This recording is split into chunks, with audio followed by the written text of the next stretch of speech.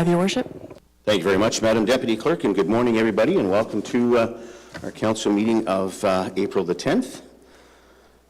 We will call this meeting to order, and I will go to item number 1.1, land acknowledgement. I'll turn it over to Councillor DeLeo. Councillor? Thank you, through you, Mr. Mayor. Good morning, everyone. The town of Wasaga Beach acknowledges it is located upon the traditional territory of the Anishinaabe people of the Three Fires Confederacy. We also acknowledge that the people of the Wyandot Nation also inhabited these lands.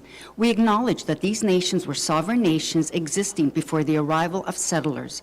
We respect the spiritual interconnection among these nations to the land and to the water. We also acknowledge that waterways near us have a long history predating European arrival. Since time immemorial, waterways were the lifeblood of the Indigenous people by trade and hunting routes. We are dedicated to inclusivity of First Nations, Inuit, and Métis people in our future stewardship of the land and the longest freshwater beach in the world. In the spirit of reconciliation, we welcome the opportunity of learning to be sustainable caretakers of the land and waterways for all future generations. Thank you. Thank you, Councillor DeLeo, Megwitch. And we will now move on to item number 2 of the agenda, which is proclamations. We have two proclamations and a recommended motion that the Council proclaim April 24, 2025 as Human Values Day in the town of Wasaga Beach. Questions or comments? Mover and a seconder on this proclamation, please. Councillor White, Deputy Mayor Snell, all in favor? All in favor? That motion carries unanimously. And item 2.2 is our second proclamation, and the recommended motion is the Council proclaim May 1 to the 7th of 2025 as National Youth Week in the town of Wasaga Beach. Questions or comments? Seeing none, a mover and a seconder, please. Councillor DeLeo and Councillor Ego, all in favor? That carries unanimously. Moving on to item number 3, disclosure of pecuniary interest. I have none before me at this time. If at some point throughout the meeting a member of council feels you have a pecuniary interest, please let me know at that time. Item number 4 is the adoption of the agenda, and before I read the motion, I'm going to look to our clerk. Madam Clerk? Thank you, Your Worship. I'm going to respectfully request that we move on to presentations. I just received information that I'm evaluating and may have a motion that I need to table with council prior to the adoption. Thank you, Your Worship.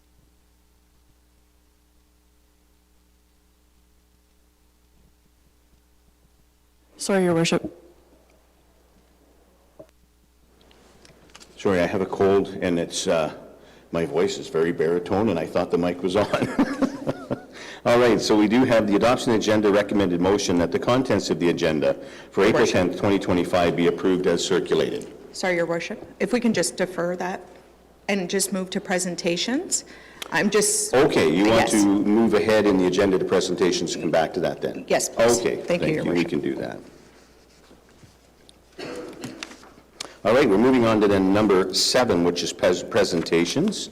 And we do have a check presentation today with the Wasaga Beach, for the Wasaga Beach Ministerial Food Bank. Members of the Wasaga Beach Fire Department, committees of council, and owners of Foodland Wasaga Beach are in attendance to present a check to the Wasaga Beach Ministerial Food Bank for donations raised through the collective and collaborative efforts in a food drive. And I'm going to look to our chief to speak to this. Mr. Chief. Thank you, Your Worship, and good morning to members of council. It is a good morning here in Wasaga Beach. We have 9,495 reasons to support our local food bank this morning. We will be presenting 3 separate checks to the Wasaga Beach Ministerial Food Bank. Here with us today in council chambers, we have Pastor Christina, who's representing the food bank. We also have the manager of our local Foodland, Sims. We have members of the Wasaga Beach Fire Department, as well as members of committees of council. And I would also be remiss if I didn't point out a particular firefighter. Captain Jason Bavalar is here with us today. He has been a founder of our long-standing food and toy drives here in Wasaga Beach for the fire department, and he is the reason behind a number of these partnerships and the reason why we're here today. So we have a total of 3 checks. The first is for $536, and it's a result of last weekend's food drive at Foodland, and was a partnership between the Wasaga Beach Fire Department and the committees of council. Our second check is for $2,500, which is coming from the Wasaga Beach Fire Department, and it's as a result of our annual holiday food drive. And the final check is for $6,459, and this check is coming to us from Foodland, who graciously matched the fire department's donation this year, as well as they've added additional funds to the very worthy cause. So with your worship, with that, I extend my appreciation, and we're hoping that we'd be able to bring up all these individuals to the front where we can take a photo as a group. Thank you very much, Chief, and great work on behalf of our committees. Jason, Captain Bavilar, long-term member of our fire department, thank you, sir, for your dedication and your love for our community. We appreciate it very much. That's what makes our fire department as special as it is, and we don't know where we'd be without folks like you in the community. And then I'll just say to the new owner of Foodland here in Wasaga Beach, Sim, Sim, stand up, please. This is Sim. He's the new owner of Foodland Wasaga Beach, him and his lovely wife. Been here just a few months, and here we are already leading the way and championing being and spelling out to everybody what it means to be an excellent corporate citizen. Big boots to fill in our previous owners, but clearly ready to take up the challenge and giving it a kick right out of the can. So, Sim, thank you so very much for your generosity. Absolutely. A lot of good folks in our community are going to be very thankful for this. This is a time of year where our food banks sometimes struggle because we've gone through the holiday season and everyone has donated, and now we're after the holiday season, in the off seasons, if you will, and often food banks struggle. So this is going to be a great asset to our food bank. So everyone involved, if you just come up to the front here, council, we'll go down and get a photo. That'd be great.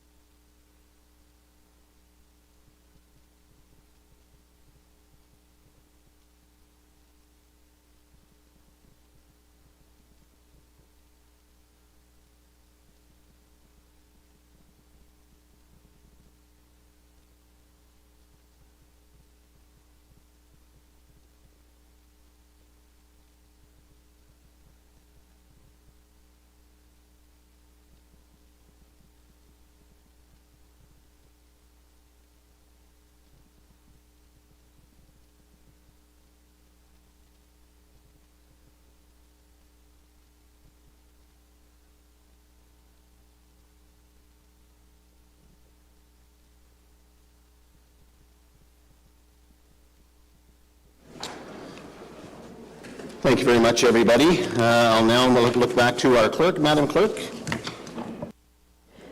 Thank you, Your Worship, and for that indulgence. I've been provided information, as I mentioned, that requires an additional closed item. Accordingly, I'm tabling the following motion pursuant to Section 6.01D of the procedural bylaw. Please note that this vote does require a 2/3 majority of the members present.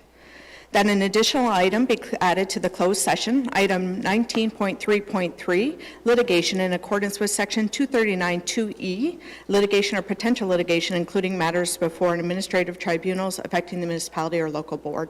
Your Worship, if we could get a vote. Thank you very much. So you've heard the information from the clerk pursuant to information received just before the council meeting to go into closed session when we go into closed session to consider another matter that is going to be 19.3.3. Any questions or comments? Seeing none, could I have a mover and a seconder for this, please? Moved by Councillor DeLeo, seconded by Councillor Ego. All in favor? It carries unanimously, Madam Clerk. Thank you, Your Worship. Thank you. We'll now go back to item number 4 then, the adoption of the agenda, and that the contents of the agenda for April 10th, 2025 be approved as circulated. Questions or comments? Mover and a seconder for this, please. Councillor White, Councillor Belanger, all in favor? That carries unanimously. And then we have item number 5, the approval of the minutes, the regular council meeting minutes of March 27th. The recommended motion is that the minutes of the regular council meeting held March 27, 2025 are hereby adopted as circulated. Could I have a mover and a seconder, please? Moved by Councillor White, seconded by Deputy Mayor Snell. All in favor? That carries unanimously. On to item number 6, public meetings. We have none today. And item number 7 is presentations, which we've just gone through, which was a check presentation. And again, thank you to everybody involved in that. And item number 8 is delegations. And to our delegates, before we get started, to our delegates, Council appreciates the time and attention that has been brought to this matter by members of the public. As you can see, we have 9 delegations today pertaining to the sale and discharge of fireworks by law. And while we appreciate what the delegates have come to speak about today, we ask that if you should hear your question being addressed by another delegate, that you do not ask the same question again, so as that we can move through the process today. Now, before I start to call on delegates, I just want to speak to a matter.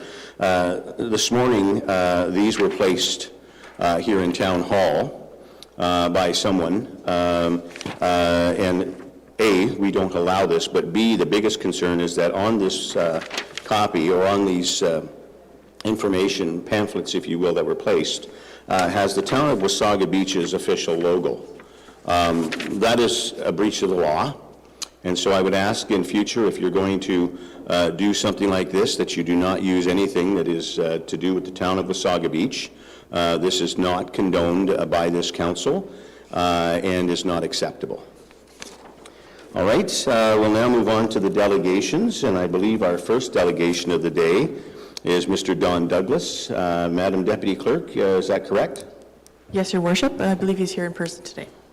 All right, we'll ask Don to come forward to the mic. State your name and address for the record, please.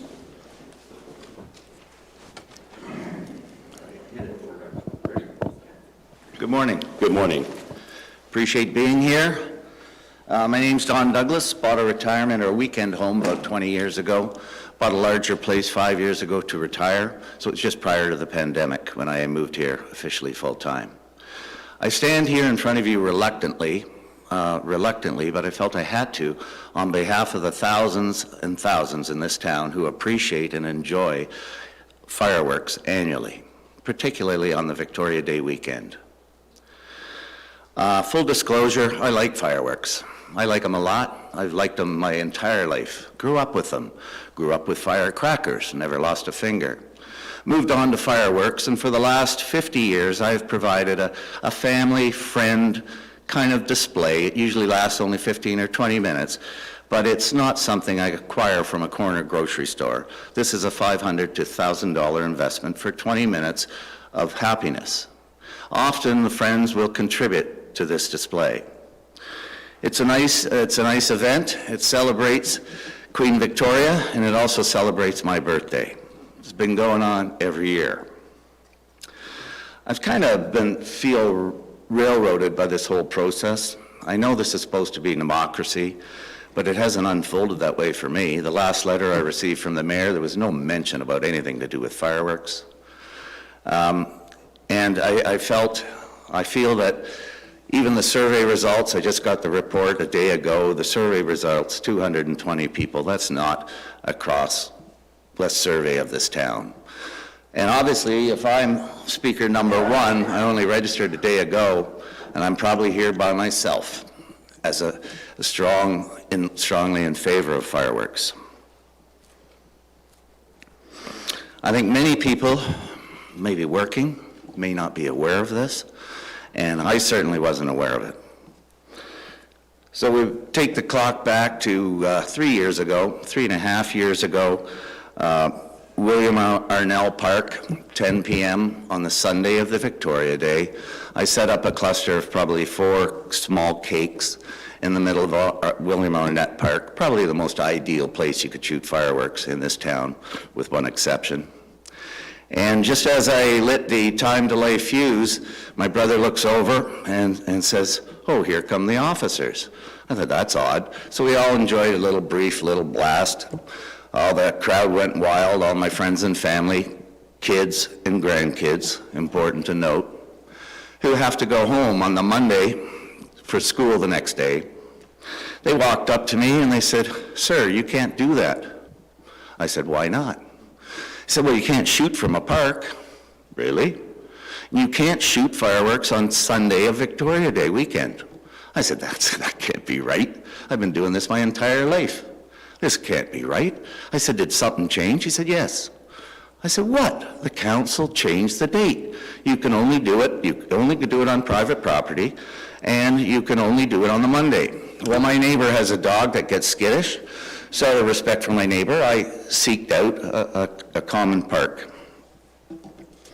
I got a ticket and decided, let's talk to the judge. Off I go to Barrie.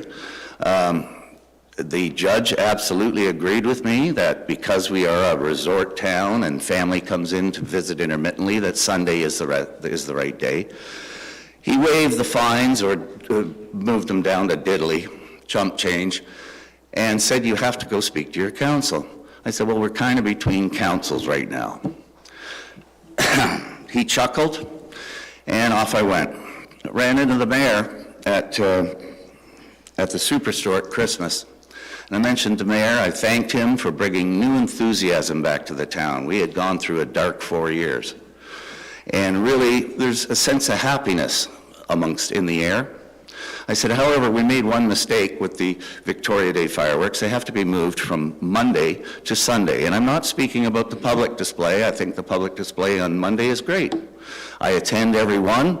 I strongly believe in them, and I strongly believe they should continue. You do a great job. So I mentioned to the mayor, and he said, many people have mentioned the same thing. Please send me a note. My wife brought a little note to me that it was in the paper, the local paper, I think Joe's paper, and said something about a meeting at the arena about fireworks. So off I trottle. In a snowstorm, I get to the arena and I walk into a room with about a dozen people there. And I quickly realize as I'm listening to the concerns, kids running around with fireworks, 3 o'clock in the morning, on the wrong day, my dog's getting scared, the birds are flying away. I heard them all. Most of it was illegal behavior. When I'm talking about lighting a firework display, it is a controlled, mature, safe event. And it happens very quickly, probably a half an hour at max. I realized I was the only one in the room who was for fireworks. I said, how can this be? How could this be? This town lights up on Fireworks Day, this town. So there are thousands. And that was the end of it, and I asked to keep posted on the next meeting. Well, just recently I heard about this meeting, and I said, well, I better say something because I didn't know about it. I better stand up and defend the position. So I signed up. Speaker number 1. I guess I'm still the only one in favor. I believe we should leave things pretty much the way they are. I think the changes we should make would be move the Victoria Day from the Monday to the Sunday for the private fireworks. Allow the retailers to continue. That's not a concern. It's only a few days. They're not getting into the wrong hands. People can get fireworks anywhere. I never buy from a grocery store. I'm usually at a wholesaler at the Indian Reserve. Put a timeline, a more defined timeline, 9 p.m. to 11 p.m. on each of those days. It could be argued that the time for a New Year's firework is, I've been often asked to shoot one firework at 5 minutes after 12 on New Year's, but we won't go there. I feel strongly, excuse me. Your Worship. So I just want to remind all the delegates friendly that there is 5 minutes to present to council as per the procedural bylaw, and we do have a number of delegations today. Have I exceeded that? You have, sir. Oh, sorry. I'll tie it up. I believe the town should provide a safe area to do this. I suggest the Klondike Park. Please have a couple of firefighters there. I can bring my own firefighters as well. It should be a sectioned off area where families can gather and shoot their own fireworks in a wide open space, the most unutilized area in the town. So again, 9 to 11, move the Victoria Day to the Sunday. Please provide us a safe area away from all animals, dogs and cats and birds. As long as it's a defined time, people who have skittish dogs can take them for a drive. In summary, I will state something I've used with my employees as being an employer for the past 50 years. When it comes to tough decisions, just do what's right. Thank you. Thank you very much, Don. Appreciate your presentation. And we now have item number 2, or individual number 2, is the Hindu legacy. And Sorry, Your Mr. Worship. Paresh Soni, I believe. Sorry, there is a resolution before council for Mr. Douglas. Oh, yes, we have a resolution after each one, correct. Thank you, Madam Deputy Clerk. We do have a recommended motion then that the delegation by Don Douglas to council pertaining to the sale and discharge of fireworks bylaw be received. Any questions or comments? Moving this question. Councillor, comment? Go ahead, Councillor. Thank you, Your Worship, and thank you, Mr. Douglas, for your presentation before council. I truly wish that everyone that was setting off fireworks in our municipality had the care and conviction that you do in what you're doing. I don't think it's the case, but I'm very happy that you are. So thank you very much. Thank you, Councillor. Any other comments? Councillor Eagle? Thank you. I'll make a quick comment. I too appreciate your presentation, Mr. Douglas. I can relate. We used to have fire, presentations in our family as well, so I've listened carefully. Thanks for your presentation. All right. Now, Councillor Timms. Thank you, Your Worship. I thought we were going to be responding at the end of everyone's, and I was more prepared. I'm going to let you speak, and then we're going to do that. Yeah. Okay. Yes, and I would like to just very quickly say this is a very tough decision, and I have to tell you I am in agreement that I would like to see an opportunity for private displays with proper permits in place, risk management and insurance permitted to continue more broadly than just at weddings and significant community events with proper procedural details. Sorry, I was prepared, but not to speak so quickly. And I'm also in agreement about the Victoria Day weekend. I think that we're the only municipality that is proposing to remove that from the list of available dates. And if I recall, we did that to allow bylaw time to prepare this initiative back when, at the last time we discussed this at council table. So while we haven't traditionally held a Victoria Day display, I believe it's short-sighted to exclude it.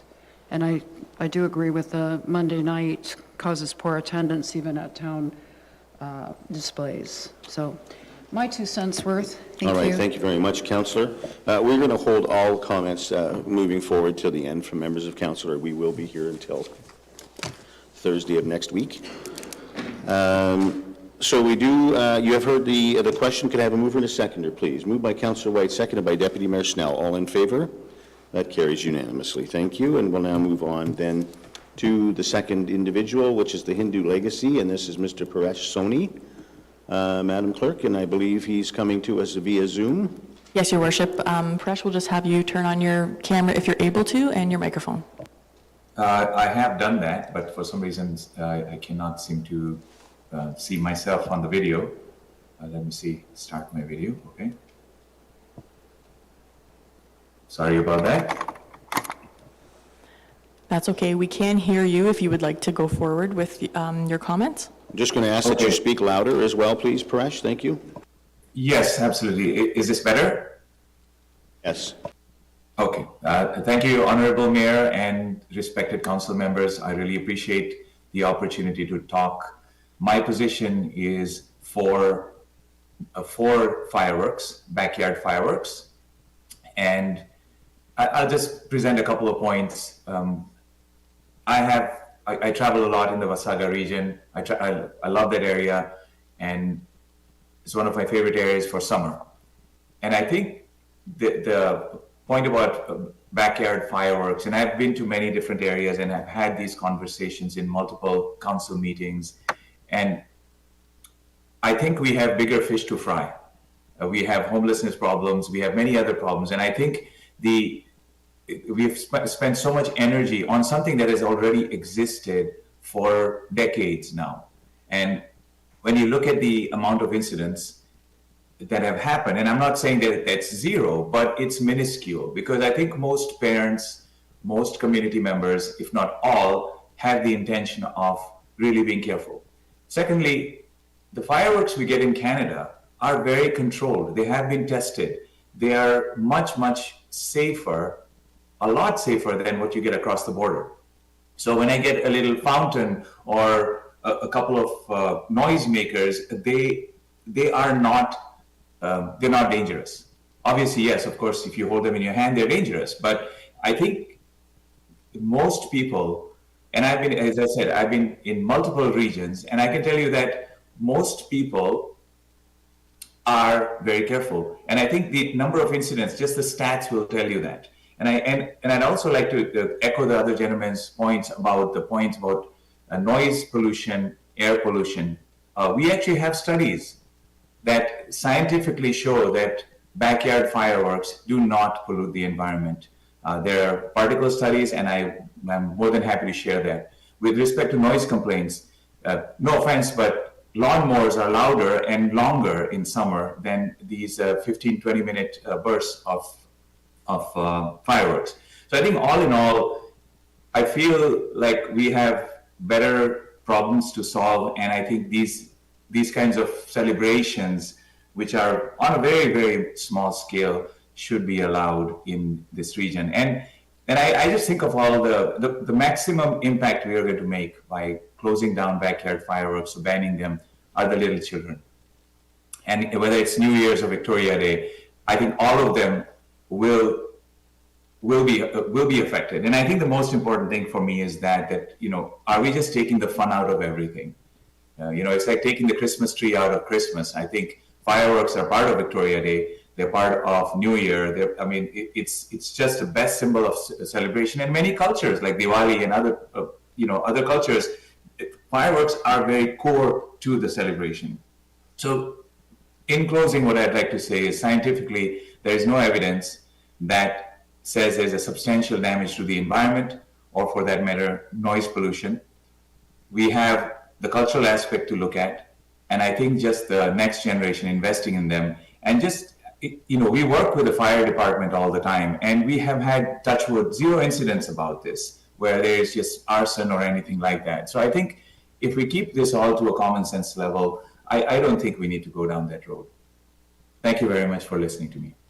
Thank you very much, Paresh. And we do have a recommended motion for the Hindu Legacy as well, and that is that the deputation by Hindu Legacy to council pertaining to the sale or discharge of fireworks bylaw be received. Could I have a mover and a seconder for this, please? Moved by Councillor Ego, seconded by Councillor Timms. All in favor? That carries unanimously. All right, speaker number 3 is Miss Arlene Wheel, and I believe she is here with us via Zoom as well. Madam Deputy Clerk? Yes, Your Worship, she is here via Zoom. Arlene, if you can please turn on your camera and microphone.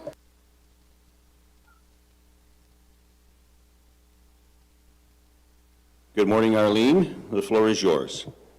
Good morning, Your Worship and members of Council. Thank you, Councillor DeLeo, for all the hard work you have put into providing education regarding the fireworks issue. The last time we were down at Beach Area 1 to enjoy the fireworks, after the show, I was shocked to see people throwing fireworks towards other people as we were leaving. So we are not going down to see the fireworks displays anymore because I don't feel it's safe. Last year, I saw pictures of children that were injured down at Beach Area 1 by random fireworks going into the crowd. So obviously the behavior isn't being stopped. During the summer, we hear fireworks where I live almost every weekend. The vacant lot beside us is used every long weekend for fireworks. Neighbors around me complain as well. I don't believe I'm just speaking for myself when I'm relating this information. I know neighbors have complained, as I have seen bylaw and police attend, but it never seems to make any difference as the fireworks continue again the next night and the next long weekends throughout the summer. An example, around midnight one night, as we were listening to the fireworks for several hours already, I heard a woman come onto the vacant lot and she was screaming so loud I could hear her inside the house. She came in her truck. She was yelling at them to stop. They didn't. And she was so upset, unfortunately, she backed her truck into a pole as she was leaving. I feel really bad for someone becoming that distraught over fireworks.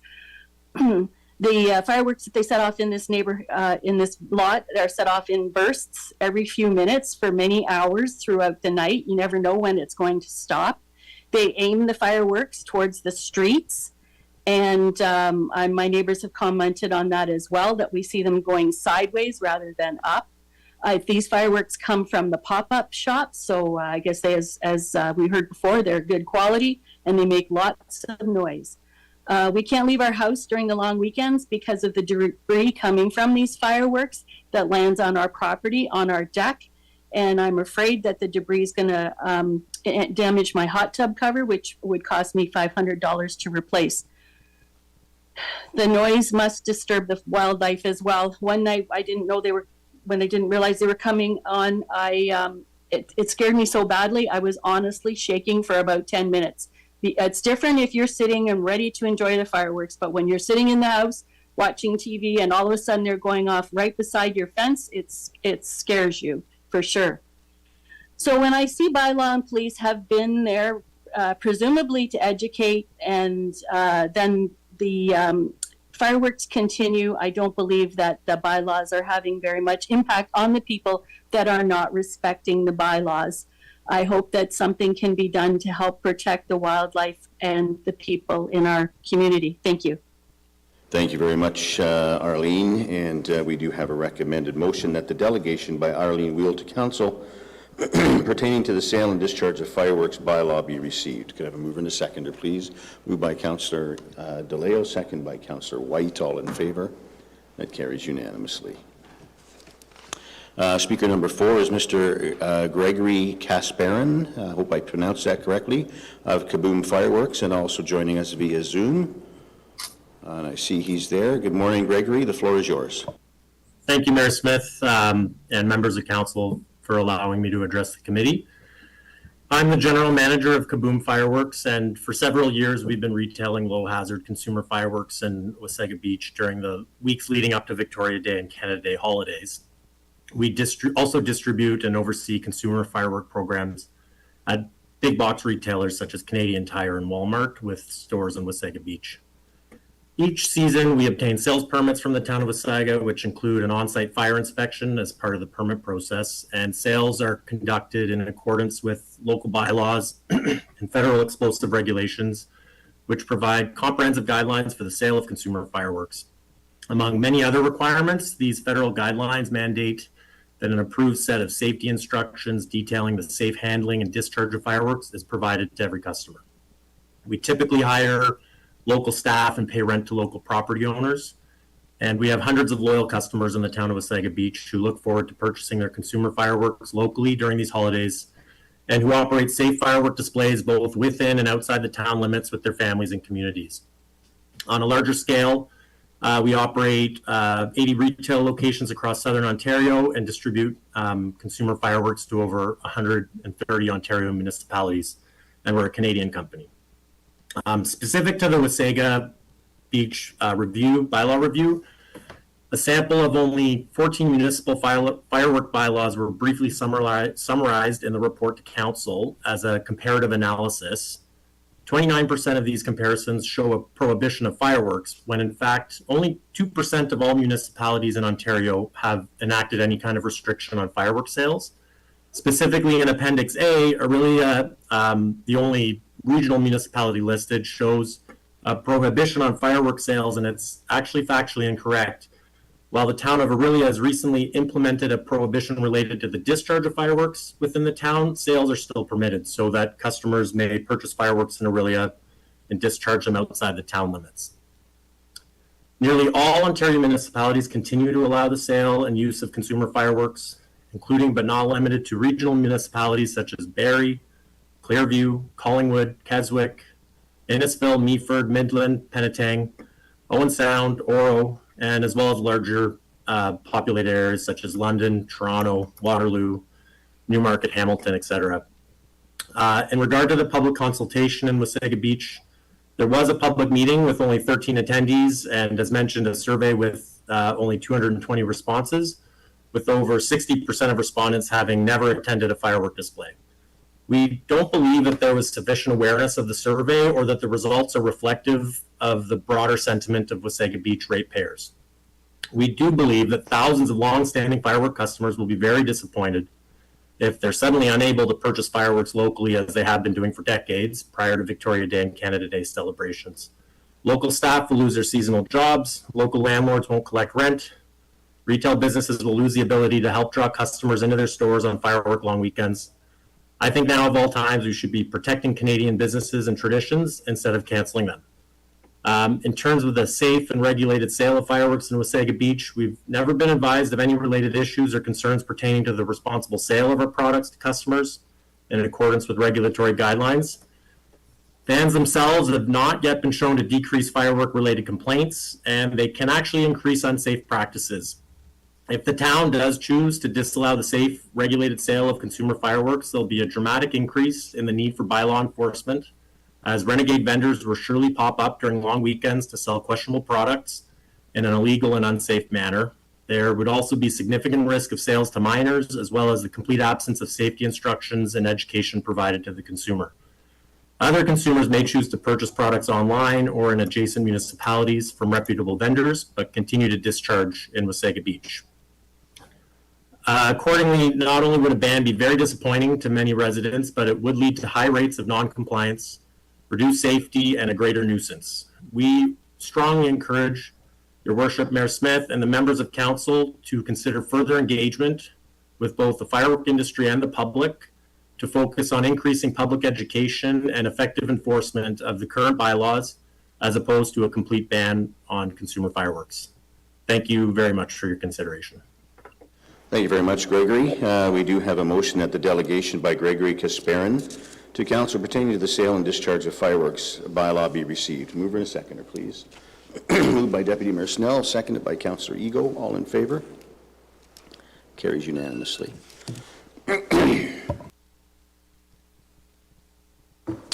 We'll now move on to our fifth speaker, which is Mr. Tom Jacobs of Rocket Fireworks, and he is also joining us via Zoom. I believe he is here in person today, Your Worship. Oh, okay. Yes. Come on forward, Tom. Good morning. The floor is yours, sir. Good morning, Council and Mr. Mayor. Thank you for having me speak today. Before I get into my presentation, I've been coming to many of these meetings for years, and I've spoken at a multitude of city councils, and I've worked with the ERD, which is the federal regulatory agency for fireworks. I've worked with them in helping to shape safety guidelines and practices, so I know quite a lot about this, and if anyone has any questions after my delegation about permits, insurance, or any other, or safety practices, I'd be happy to answer them. Let's see, so one thing is about the survey. Surveys in the council meetings, it's not that people are apathetic, but the thing is that with only 228 respondents, I believe, out of the population here of 28,000, the people who answer the surveys tend to be, a small number of vocal naysayers. We're all quite busy. Most people have no idea this meeting is happening. Most people have no idea the survey is happening.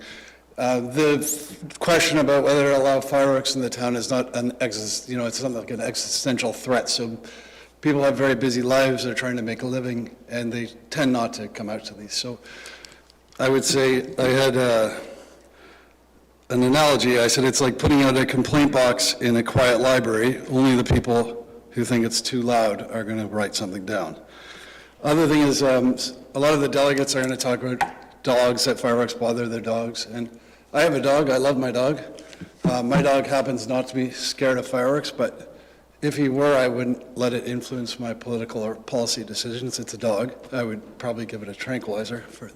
So some of what my presentation speaks about is, we're talking about a few days per year that families and people like Don Douglas and other good people in the town want to celebrate their culture, their religion, and their holidays. And it is just a few days a year. So if this is a matter of some bad apples spoiling it for all the good people, like the Don Douglases, in my presentation I'll say that I think we can have some stricter bylaws and fines that will help to curb that. Okay, so I will get into my presentation itself. So I'm here today to speak about the practical implications of a fireworks ban in Wasaga Beach and what it would actually mean on the ground. So first, we've seen in other towns, people will not stop using fireworks. They'll just start using them illegally. So banning legal sales in Wasaga Beach won't stop sales entirely. We'll just push them underground. Unlicensed vendors with no oversight, insurance, or safety standards will fill the demand, and that becomes a public safety risk. Meanwhile, law-abiding residents will simply buy online or drive to neighboring municipalities where retailers will happily capture Wasaga Beach's holiday business. And it's no different than what we've seen with cannabis sales. Prohibition doesn't stop access, it just changes how people get it. So what's the result? Zero tax revenue for Wasaga Beach, zero economic benefit, more illegal use, and far less control and safety.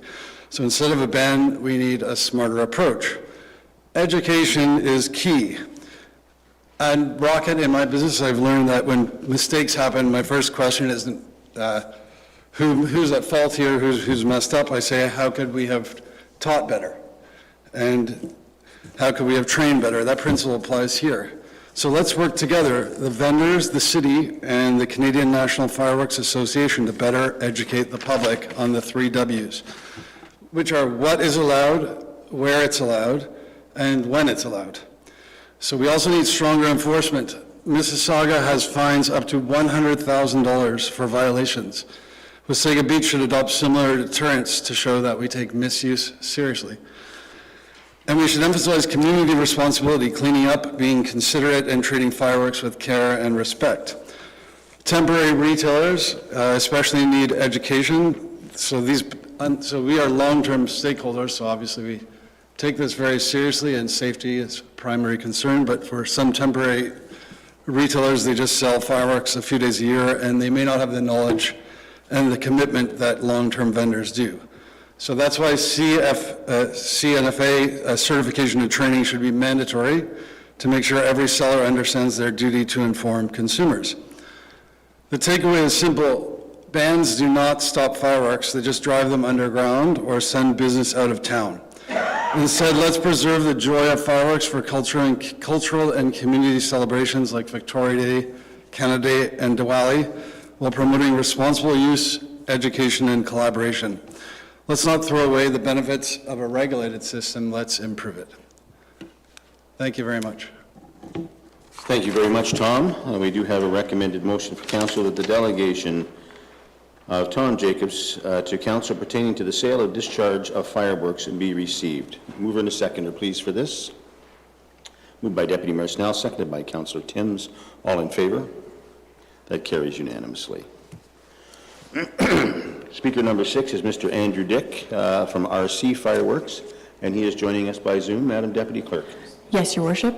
Andrew, if you can turn on your camera and microphone, please. Thank you very much. Right now, you have my camera disabled, so I cannot turn it on. How's that? There you go. So there we go. Thank you so much. You do have a camera. That's great. So just ask you to speak up a little, and the floor is yours. All right. And before I begin, Mayor Smith, and thank you for allowing me the time to speak, I am the owner-operator of RC Fireworks, located in Renfrew, Ontario, 45 minutes outside of Ottawa. However, it should be noted that I am a councillor for my town of Renfrew. However, I am speaking today on behalf of myself as the owner-operator of RC Fireworks. I just thought it'd be interesting to know that I sit on the other side of the table every second week for my town, and I've had these discussions with my residents. So I'll begin my delegation.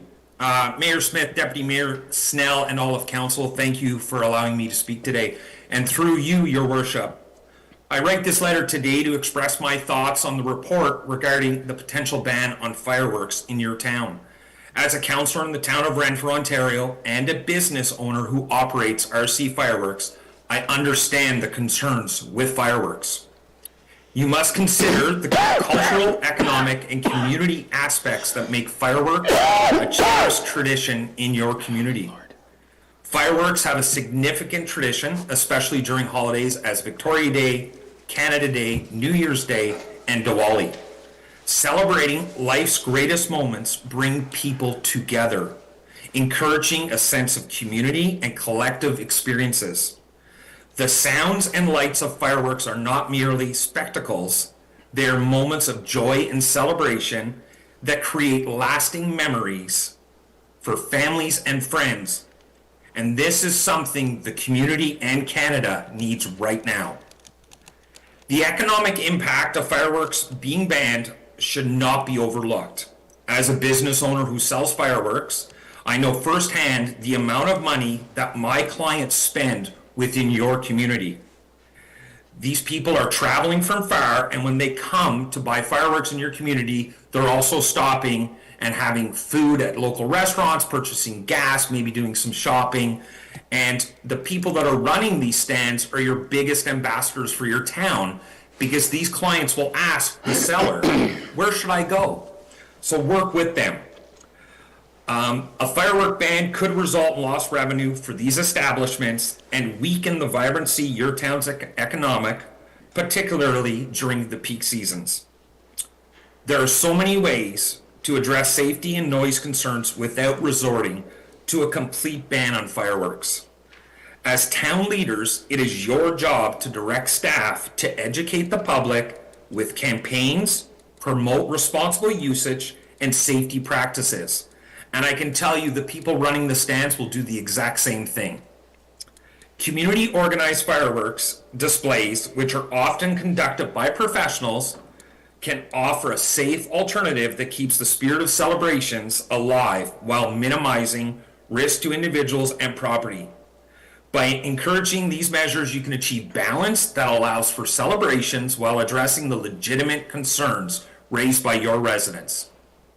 I strongly suggest you have major discussions amongst yourselves about banning fireworks, and these discussions should involve all of your community, engaging with residents that have voted you in to understand their views. Introducing designated fireworks zones or establishing specific times for fireworks can facilitate a solution that respects everyone's wishes. A collaborative approach would ensure that your town remains a place of celebration, joy, and community spirit.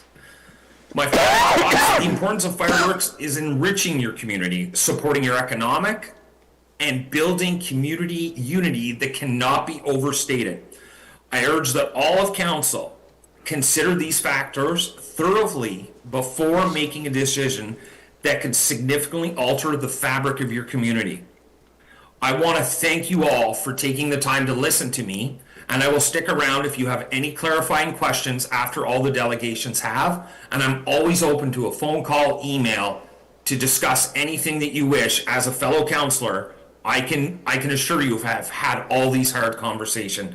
Again, Mayor Smith, Deputy Mayor Snell, and all of council, thank you for your time and listening to my delegation today. Thank you very much, Andrew. We do have a motion that the delegation by Andrew Dick to council pertaining to the sale and discharge of fireworks bylaw be received. Mover and a seconder for this, please. Moved by Councillor Ego, seconded by Councillor White. All in favor? That carries unanimously. And next on our list, item number 7 is Miss Diane Kurluk, who's here in person, I see. Good morning, Diane. Good to see you. Past member of council many years ago. Yeah, Deputy, you want to pull that down? That's great, thank you. And pull that down a little for Diane, thanks. Good morning, Diane, the floor is yours. Good morning, Mr. Mayor, members of council. Thank you for allowing me the opportunity to speak on this topic.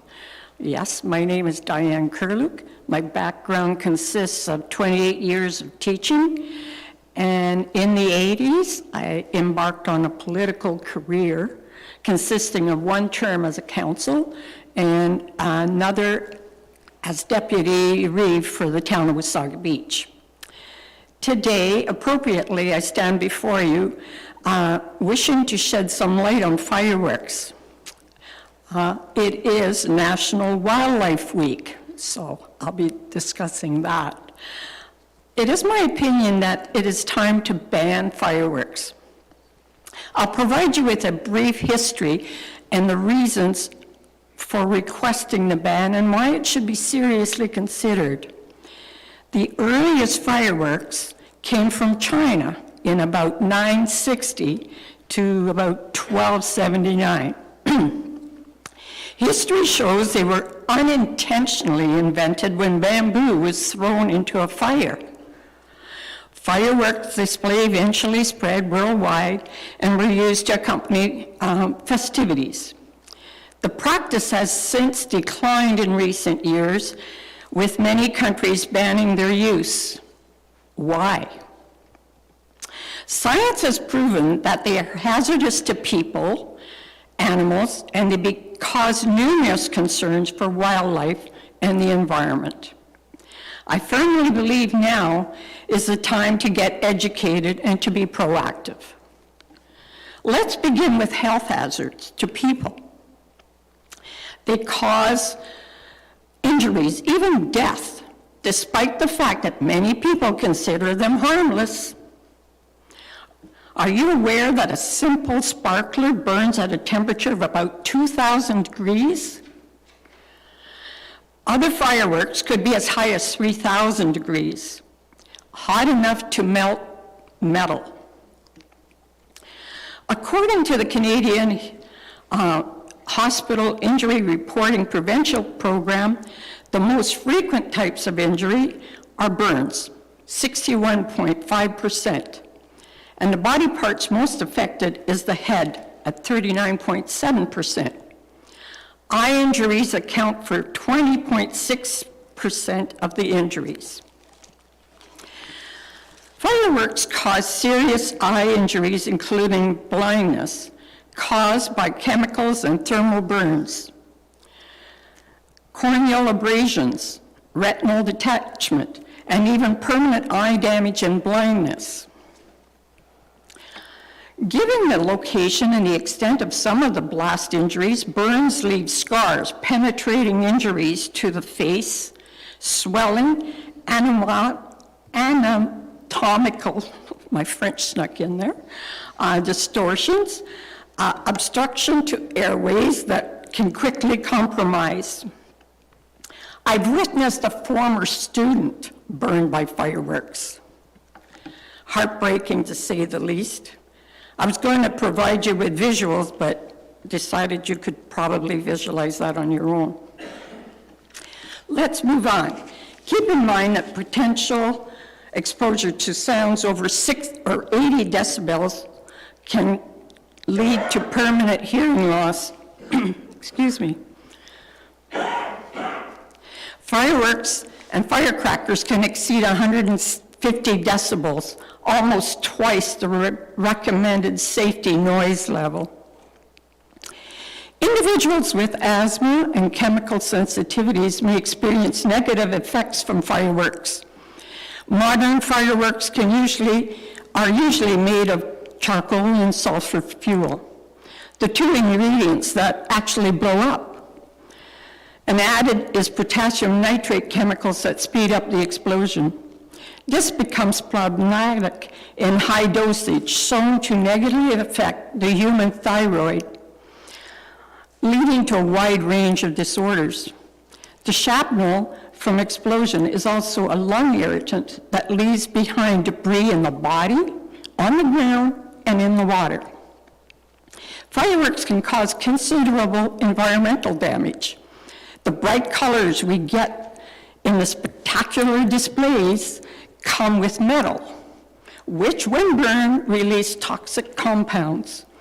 These substances settle and contaminate the soil and water. That's the reason provincial parks and national parks forbid fireworks within their boundaries, and they are actually considered an explosive. In addition, some inconsiderate individuals disregard laws and set fireworks off at all hours of the night, oblivious to the neighbors and surroundings. We live in the West End, and I frequently call bylaw for fireworks infractions. Personally, I have a Mexican rescue. This is her.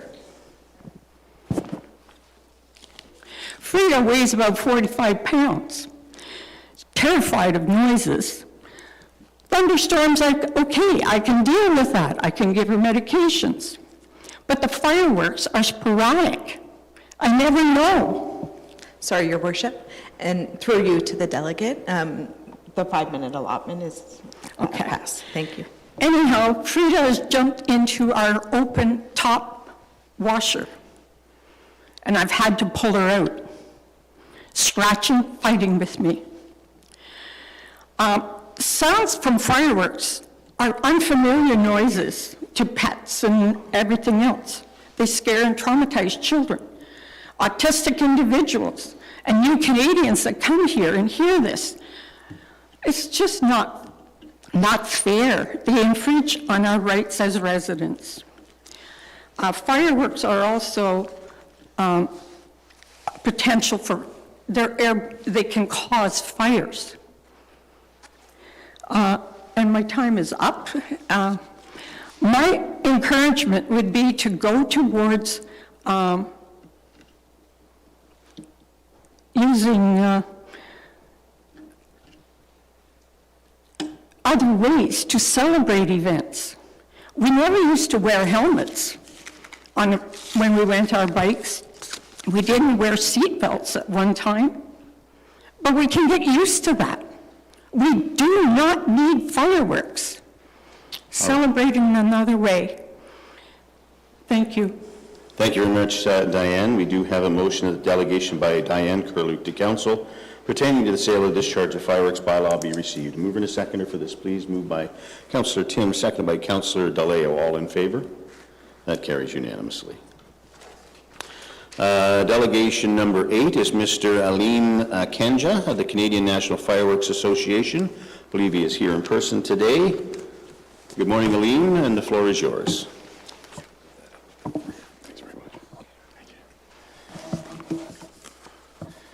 Good morning, Mr. Mayor, members of council. Thank you so much for the opportunity to be in front of you and to speak to council and to staff this morning. So thank you for the introduction. As mentioned, my name is Aline Kanji. I am the CAO, the Chief Advocacy Officer of the CNFA. We represent thousands of folks across the country, including in this community, that use fireworks, that distribute, and that sell. Education has been mentioned a lot this morning in this room, and nothing underpins anything that we do more than education. I'm going to talk to you a little bit about some of the program that we have and how we really feel it can make a difference in this community being embedded into your own bylaws. At base, industry and government really should accept the responsibility to create the education and the safety for the community. In front of you is our Be a Good Neighbor program. It is born out of federal regulations. Over 4,000 fireworks are tested strenuously by the federal government, by ERD, and are approved to be sold. What you see in front of you is the rules around fireworks and how they should be used. We provide this through our vendors at the point of sale so that people know the rules, prepare ahead of time, respect the environment in your community, celebrate responsibly, inform your neighbors. Maybe they want to join a celebration that somebody might be having for the community. Be safe when using fireworks, and of course, clean up when you're done. This is our vendor certification and employee training program. It is available at no cost to municipalities across the country. We have seen municipalities embed this into their own bylaws. It's kind of modeled on the Smart Serve course, wherein individuals that sell alcohol have to know the rules before serving it. Very similar to fireworks and how that should be used through our vendor and our employee training course. I did provide council with a copy of our research papers. For the public, they are available at nationalfireworks.ca/research. Happy to talk about any of them with you if there are any other questions. The report in front of you, I don't want to repeat what's already been said, but there are a number of components in the report that I think are really notable to highlight. Number one, the report correctly states that the majority of municipalities restrict fireworks beyond 11 p.m. That is true. And that is something that we would support. I think that's been alluded to by other speakers. Having said that, what the report mischaracterizes is that the majority of communities have bans on fireworks. That is completely incorrect. Enforcement faces common challenges. We see this in communities across the country. We heard this at this very chamber in October, where many councillors and others had questions around enforcement. Our solution is to educate. And while the report mentions an educational campaign, it appears to be more about informing residents of the bylaw changes rather than actually offering education and how people can use the products correctly. The report highlights other municipalities with bans, but it overlooks rising complaint volumes in many of the communities that have banned and that have continued enforcement problems. And I would submit, if that's the path taken down today, those are the issues that you're going to have. The report also says that the fire chief has supported banning fireworks, and while that is true in the report, it is important to note that the Canadian Association of Fire Chiefs 3 times has asked the federal government to ban fireworks, and our federal government has said no each and every time. Quickly touching on the public consultation, I know things were mentioned before. There was a public meeting. Unfortunately, it did end early, a limited amount of people there, and a single non-representative survey was conducted. It's important to note the questions asked in the survey were actually negative in their connotation. They asked specifically, look at the survey in your report about prohibition, about restrictions, about controls, and no real questions around the role that fireworks play in community engagement, as we heard earlier from one of the delegates. When I mention non-representative, here's what I mean. Each of those dots in front of you represent one individual from this town. The red dots represent, I know you have to squint, those that filled out the survey. This means that 0.007% of Wasaga residents actually filled out the survey. I think we can all agree that's non-representative. And I think the assertions in the report are misleading and not representative because they bring into account big percentages about people that don't want to use. They only asked 200 people, 220. I'm going to quickly run through, and I'm mindful of time, of some verbatims of other communities in terms of what they've said about fireworks and banning, as that is before you today. We can look at Caledon as another example, who has a ban in place that has seen, and we quote from a bylaw staff, persistent challenges enforcing the ban. That is the same in Brampton as well. London's an interesting example. London actually rejected a ban. They actually decided not too long ago to expand their use and put more parameters around it, on time of day, etc. We think that's important. That's something we could support as well. Guelph very recently voted not to move forward with a ban for the same reasons, and they know enforcement's an issue, and bans don't speak to the way people should behave. Quick verbatim from Edmonton, called an overreach by council not too long ago. Our friends in Collingwood, just down the highway from us, 3/4 of rejected rejected drones over fireworks in a recent survey out there in Collingwood, and have supported fireworks as well. I know there's been a lot of discussion about drones and reversing policy and bringing in drones. I want to talk about reversing policy. The communities in front of you, Timmins, Kamloops, Montreal, Sudbury, all moved from drones back to fireworks as a result of people in the community that brought up concerns around the continued use of fireworks and what that could mean. Sorry, through you, Your Worship, to the delegate, just to be fair and equitable, as I have with all delegates, and in accordance with the procedural bylaw, that 5 minutes is up. I'll wrap up really quick. Environmental footprint, these are the real numbers around the CO2 emissions. We're doing our part to reduce CO2 emissions. We can look at air quality index information from our own government that does not show any statistical proof that fireworks contribute to air quality index degradation. That's from our own government. We follow the rules of the Humane Society, keep your pets indoors. The Humane Societies have never said to ban. What they've said is, let's be responsible owners for our pets. In closing, with your indulgence, I will end by saying we would recommend Council to reject an unenforceable ban in Wasaga, for the reasons brought up earlier. Don't punish residents that would be able to buy online or in other communities. And let's work together, work with the industry, work with the CNFA, leverage our programming, leverage our resources, leverage our education at no cost to this municipality or your taxpayers, where people can follow the rules responsibly. Lean into us, let's be partners, let's ensure the community has a place to use the products responsibly. I'd be happy to take your questions, and thank you again for the time. Thank you very much, Aleem. We do have a recommended motion that delegation by Aleem Kanji to council pertaining to the sale and discharge of fireworks bylaw be received. Mover and seconder for this, please. Deputy Mayor Snell and Councillor Eagle, all in favor? That carries unanimously. Aleem, we will get to questions and comments after. Thank you, Mr. Mayor. Thank you. All right, the next individual, number 8 is, number 9 is Dalen Tuck. Good morning, Dalen. Welcome. The floor is yours, sir.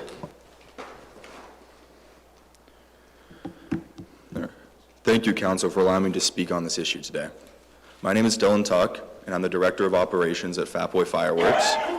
I'm here today to discuss why a blanket ban is not the optimal solution for personal use fireworks.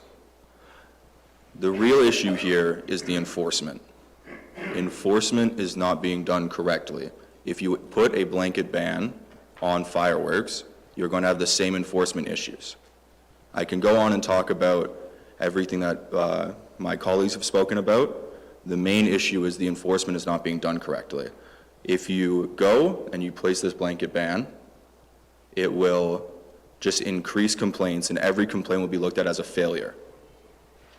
I don't see that as the optimal solution. I do agree that that there are bad apples in this group.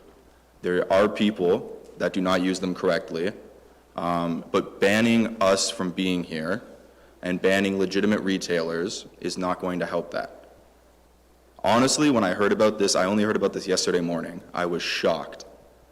Wasaga Beach is a place where Canadian pride and celebrations are a huge factor of why people come here. It does not seem very prideful of our country to ban fireworks when those are our main days of celebration. It was all very confusing to me. This is a time where we need to be prideful in our country.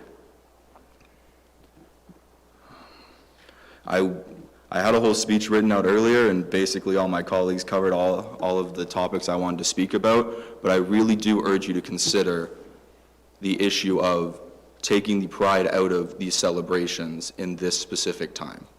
Thank you very much, Council, and have a nice day. Thank you very much, Dalen, and thank you for respecting the fact that other people had mentioned and talked about your points as well, and to respect of our time. All right, we do have one last individual on the list, which was Ms. Julie Kazan, but I believe she is no longer available. Is that correct? Correct, Your Worship, and we just do have a motion for Mr. Tuck's. Great, thank you. All right, we do have a recommended motion that the delegation by Dalen Tuck to council pertaining to the sale and discharge of fireworks bylaw be received. Move in a seconder for this, please. Moved by Councillor Ego, second by Councillor Timms. All in favor? That also carries unanimously. And item 8.10 is Ms. Julie Kazan, so we're just going to stroke that off as she is no longer available. And I understand that this item has been of great interest and concern to members of council, but before we go any further, I'm going to look to Rachel head of our bylaw department, to speak to this. Rachel? Thank you. Good morning, Mr. Mayor, members of council, and community members. I appreciate the opportunity to present my findings of the recent review of the fireworks bylaw. There are a few important things that I want to highlight from my report, so bear with me a little bit. Firstly, I want to say that this recommendation was not taken lightly. It involved a lot of research, significant public consultation, and an in-depth review of regulations in other municipalities. A broad range of factors were considered, including public safety, environmental impacts, and the concerns from various community stakeholders. The recommendation being presented today reflects our commitment to addressing these concerns while also recognizing the importance of balancing tradition and celebration. Through the public consultation process, including a survey that gathered 220 responses and a public meeting, it became clear that there are significant concerns regarding safety, noise, and environmental impact for private property firework displays. It's important to note that 67% of respondents supported a complete ban on fireworks for private property, and 75% were in favor of town-organized professional displays for holidays and major events. I also want to take this opportunity to remind everyone that staff already did a survey in 2023 where there was 497 responses. This time around, we increased public consultation by a lot to make sure that people that wanted to do the survey had access to it and knew about it. We also took the opportunity to actually change the survey questions because we felt that we didn't get a full overview last time we did the survey with the questions that were presented. One of the key findings was the overwhelming safety concern from both the public and organizations like the Humane Society and wildlife agencies. Many residents have expressed the negative impact on animals, the potential for fires, and environmental pollution caused by fireworks. Further to this, in 2024, our department received approximately 48 complaints tied to fireworks. Most of these complaints were not made on days that they weren't permitted. They were made on days that were permitted, including Victoria Day and Canada Day. From an enforcement perspective, I can say with certain that we have had our fair share of complaints that have come with their challenges. This has included difficulty pinpointing the source, limited resources, legal complexities, and limited evidence. Depending on the decision that's made today, probably regardless of the decision that's made today, we are going to be reviewing internal enforcement procedures about how to handle firework complaints in general. During my research, I also reached out to municipalities that have implemented these bans on private property fireworks, and I was pleased to hear that they have seen a significant reduction in complaints and related issues. This positive trend truly contributed to the recommendation that's being proposed today. I also want to address that research came directly from the municipalities that staff researched, which should clear up any confusion about our findings. Further to this, I am aware that people have suggested that a ban on fireworks is unenforceable, but the reality is we won't know how effective a ban is in our community unless we give it a try. It's important that we take a step forward and assess the solution so we can better understand its potential. I also want to take a moment to appreciate and recognize the delegates that did present today. Your input is invaluable. It wasn't an easy decision, like I already said. Additionally, I want to ensure that we do not overlook the 20-plus written submissions that have outlined serious concerns and support for a ban on private property fireworks that I summarized in the report.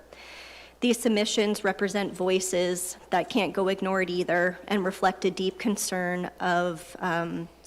level of concern in our community. So today, to summarize, staff are proposing that the current firework bylaw be amended to ban private property firework displays and the sale of fireworks within Wasaga Beach. Public firework displays are certainly still permitted through a controlled process with permits being issued by the fire chief for major community events, ensuring both safety and responsible enjoyment. Enforcement of the new bylaw will be carried out using the Provincial Offences Act charges as well as AMPs, with an increase to set fines to ensure compliance and deter violations. I did want to add that our current bylaw is under the POA and charges can go up to $100,000 as well. Lastly, I want to emphasize that, again, this was not an easy decision, and I certainly do not envy council's position today. Many factors were weighed. We recognize the cultural significance of fireworks. However, the decision ultimately reflects a strong support for enhanced safety, reducing negative impacts on animals and the environment, and ensuring a more controlled, responsible approach to firework use and celebrating things within our community. Moving forward, staff are prepared to launch an educational campaign to ensure the community is well informed if there are changes, why they are necessary, what the changes are, and how they will be implemented. Thank you.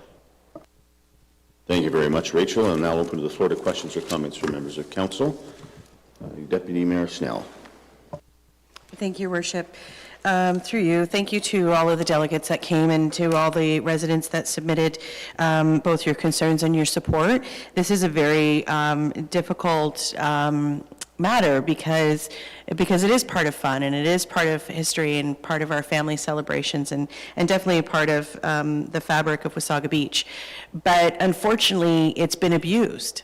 It's been abused greatly, and just as many, there are great responsible residents who are mindful of others and mindful of animals and what hours of the day they light off their fireworks. On the opposite side, there's many that aren't, and we receive, as council, I know myself anyways, several emails from residents that are really concerned for their safety, where folks are lighting them off right next door, and especially in communities that are more established with a very strong, healthy tree canopy, that can get really scary. And the fact that we are covered by, more than 25% of our land mass with a very well-established provincial park, dense provincial park. So the fire threat I see as something significant as well, especially as we see with climate change. My challenge, I think, and maybe first of all, before I go into that too much, I'd like to hear from the chief in regards to the safety piece, because we do hear on occasion in the news different situations. We were witness to some of the nonsense that was going on at Beach One the last two summers in regards to people abusing fireworks. Can you speak to that for a minute, Chief, and then I'd like a follow-up, please. Thank you, Deputy Mayor Snell, and through the chair.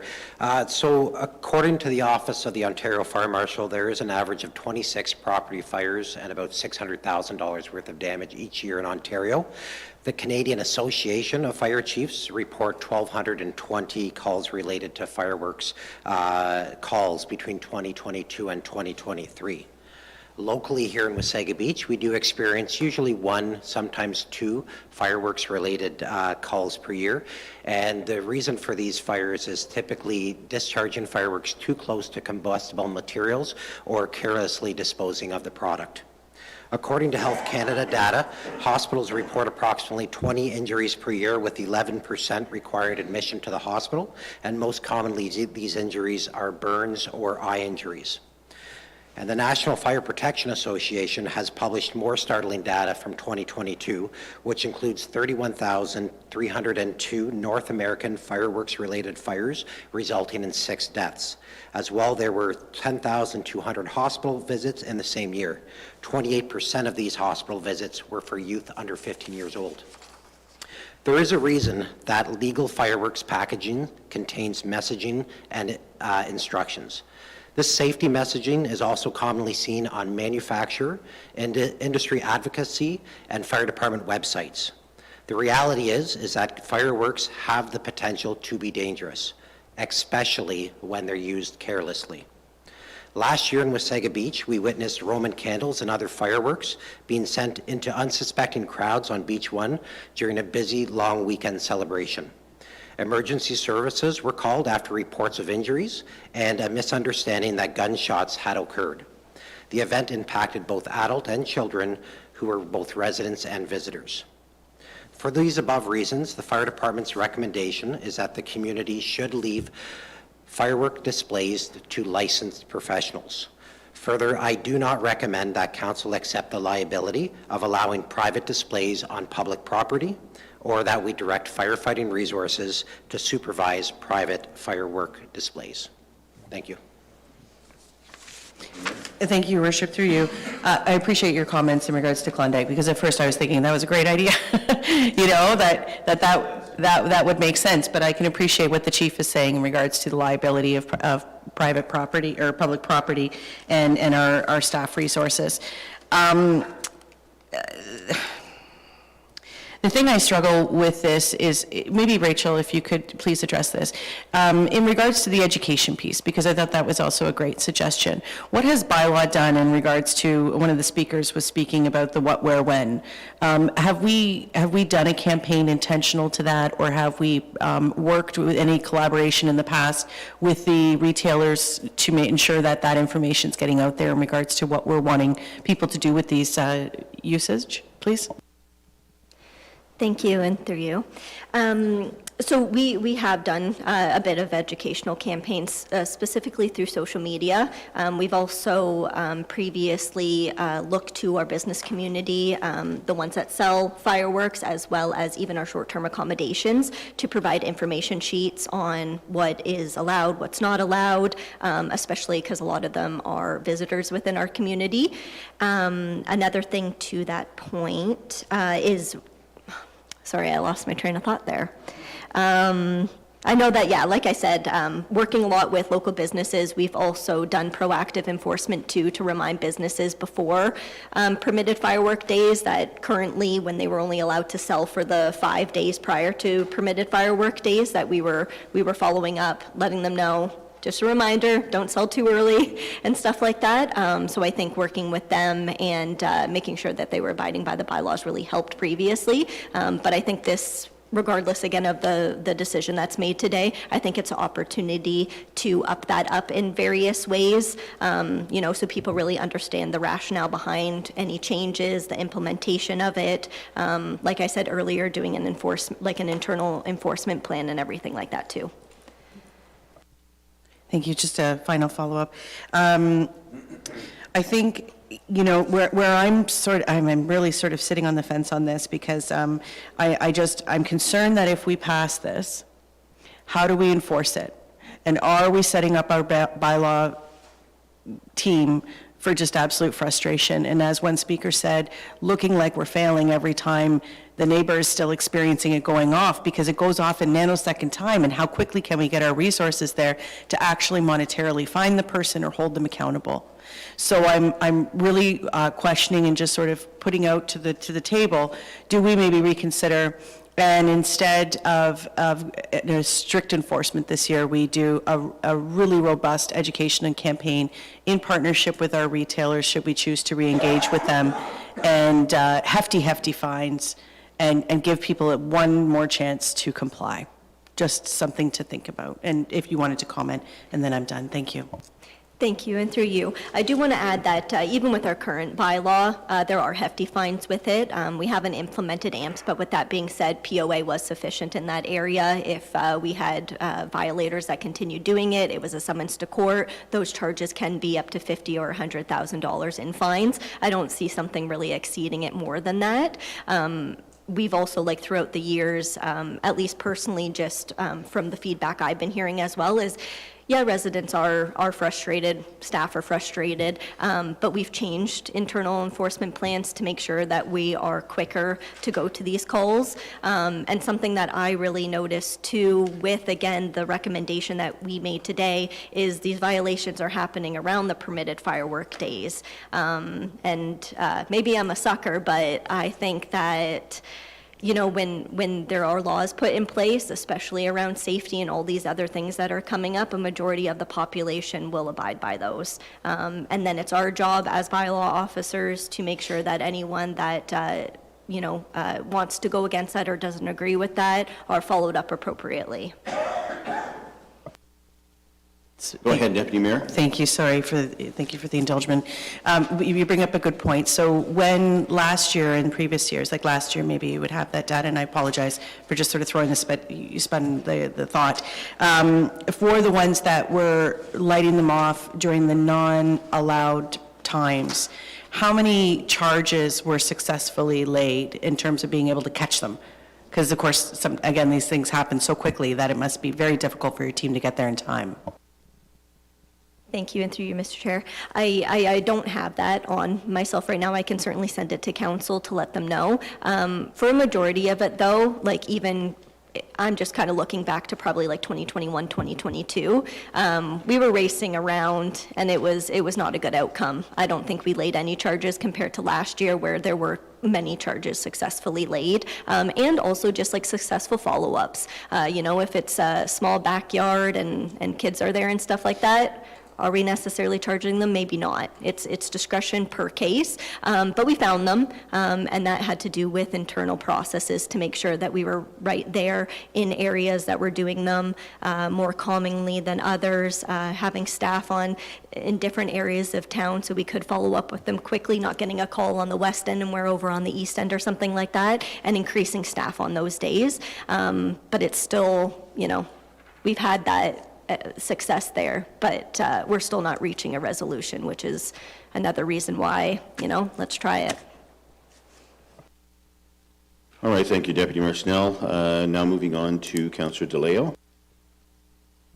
Thank you, through you, Mr. Mayor.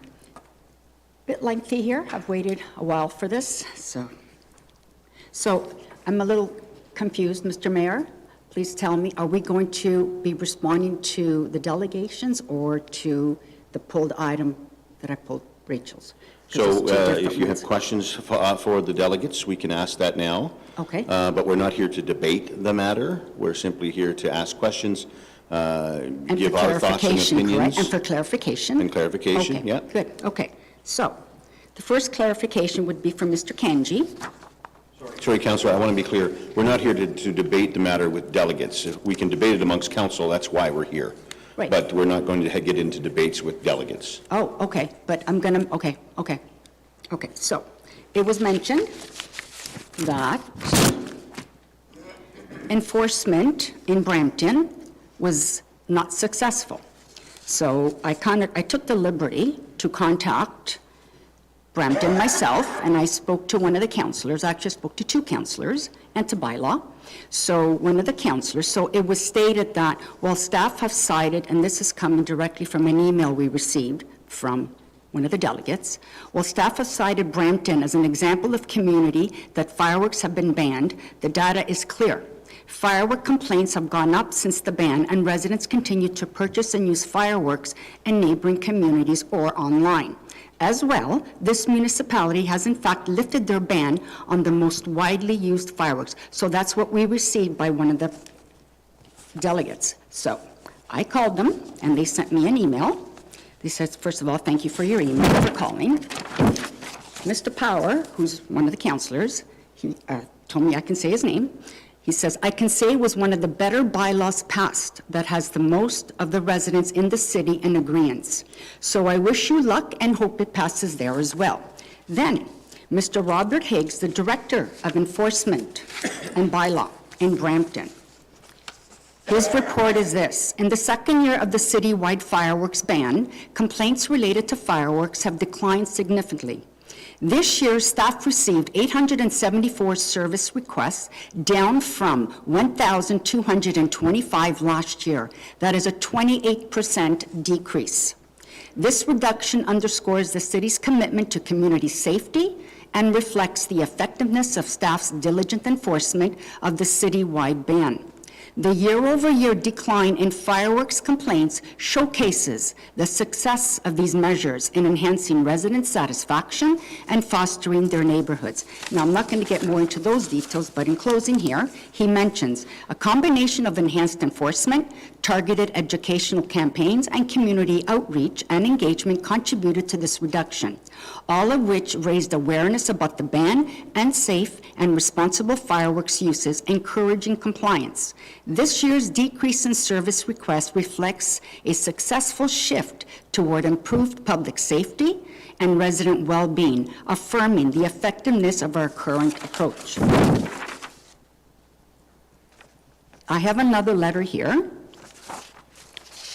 This one here is from, where is it here? Bear with me. I had many papers here. This is from Mayor Don McIsaac from Aurelia.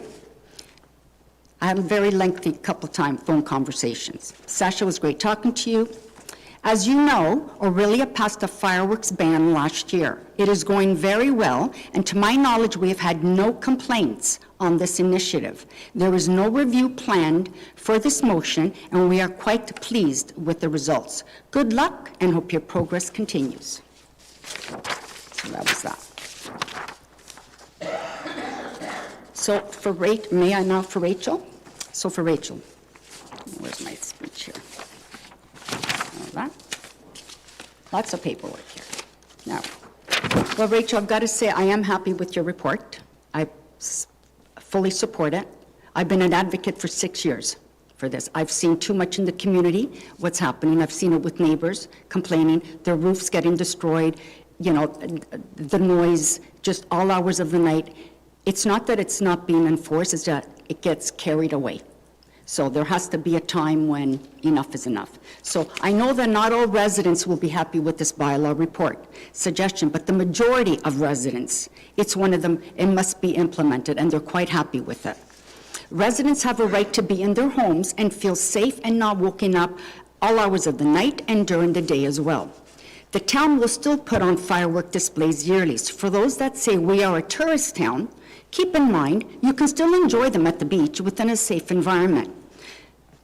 Not all tourists, not all tourists, but most tourists will set off fireworks at their rental properties all hours of the day and night with no regard for the neighboring residents who live here in our town.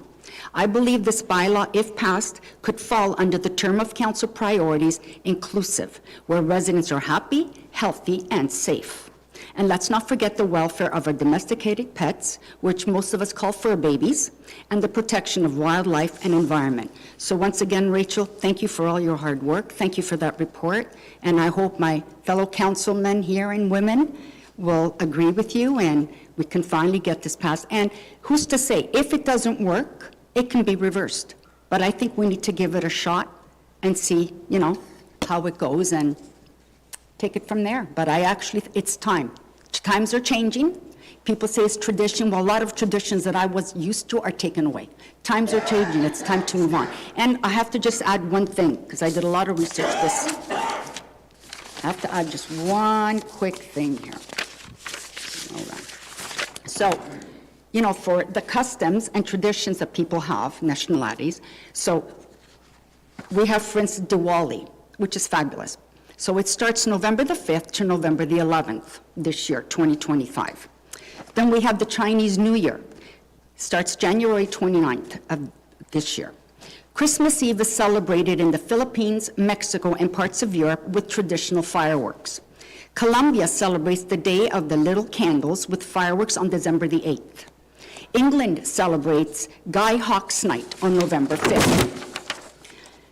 Then we have Brazil, Italy, and Trinidad and Tobago who celebrate Carnival. Brazil starts February 28th to March 5th. Italy starts February 14th to March 4th. This is all this year, by the way. This is a very sacred festival in Italy as it takes place before the initiatives of Lent.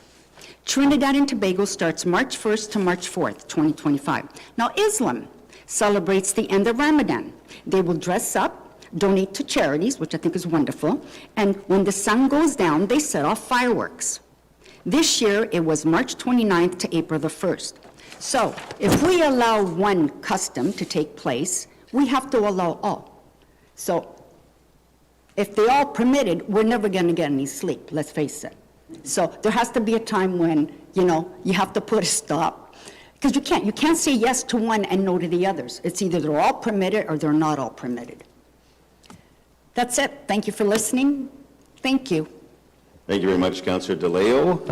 Any response from staff? All right, next is Councillor Ego.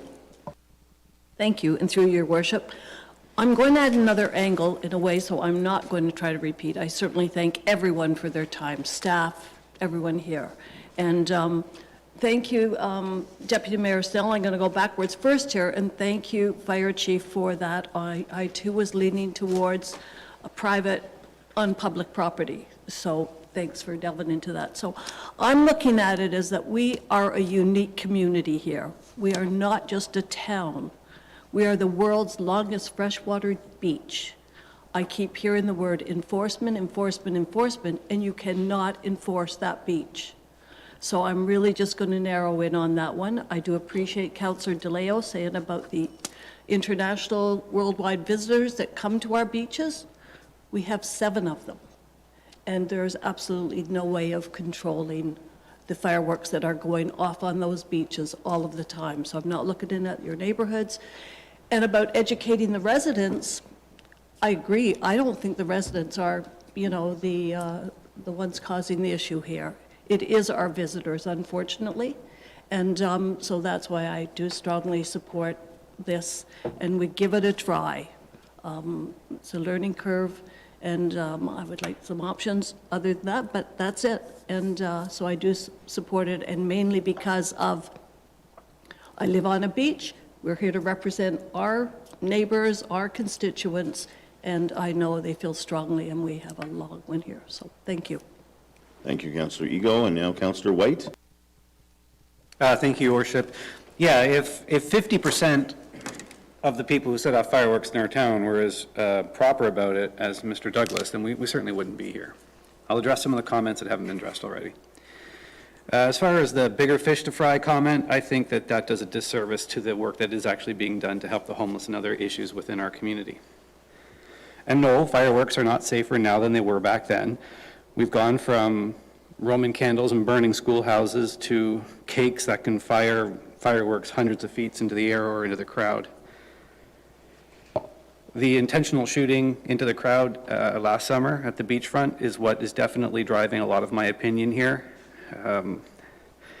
It just goes to show that there's no way that you can license the sale of it properly or the discharging of it properly. Comment that it's just a couple days a week is not true either. And yes, I used to live over by Arnell Park on Arnell Street, and yeah, you would not see it very much over there, just around the main holiday times. However, I do now live on the waterfront, on the river, and I can tell you that it's a 7 days a week, from early May until well into November. And it's every night and all hours of the night. And it is incredibly irresponsible, as I see many accidents happen where buckets fall over or cakes turn over and fire at residents and into the boating traffic.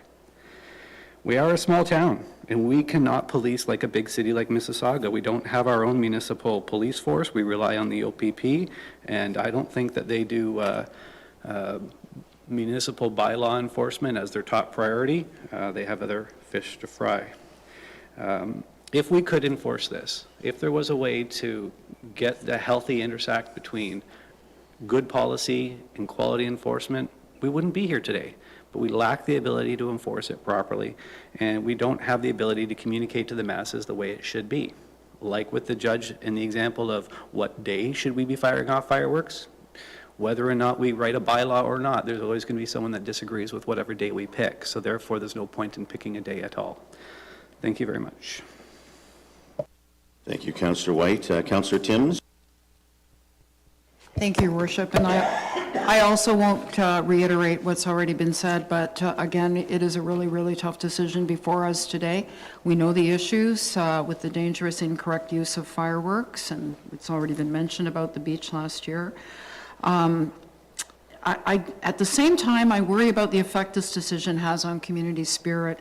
Not long ago, an accommodator shared with me, it feels like we're taking all the fun out of Wasaga Beach.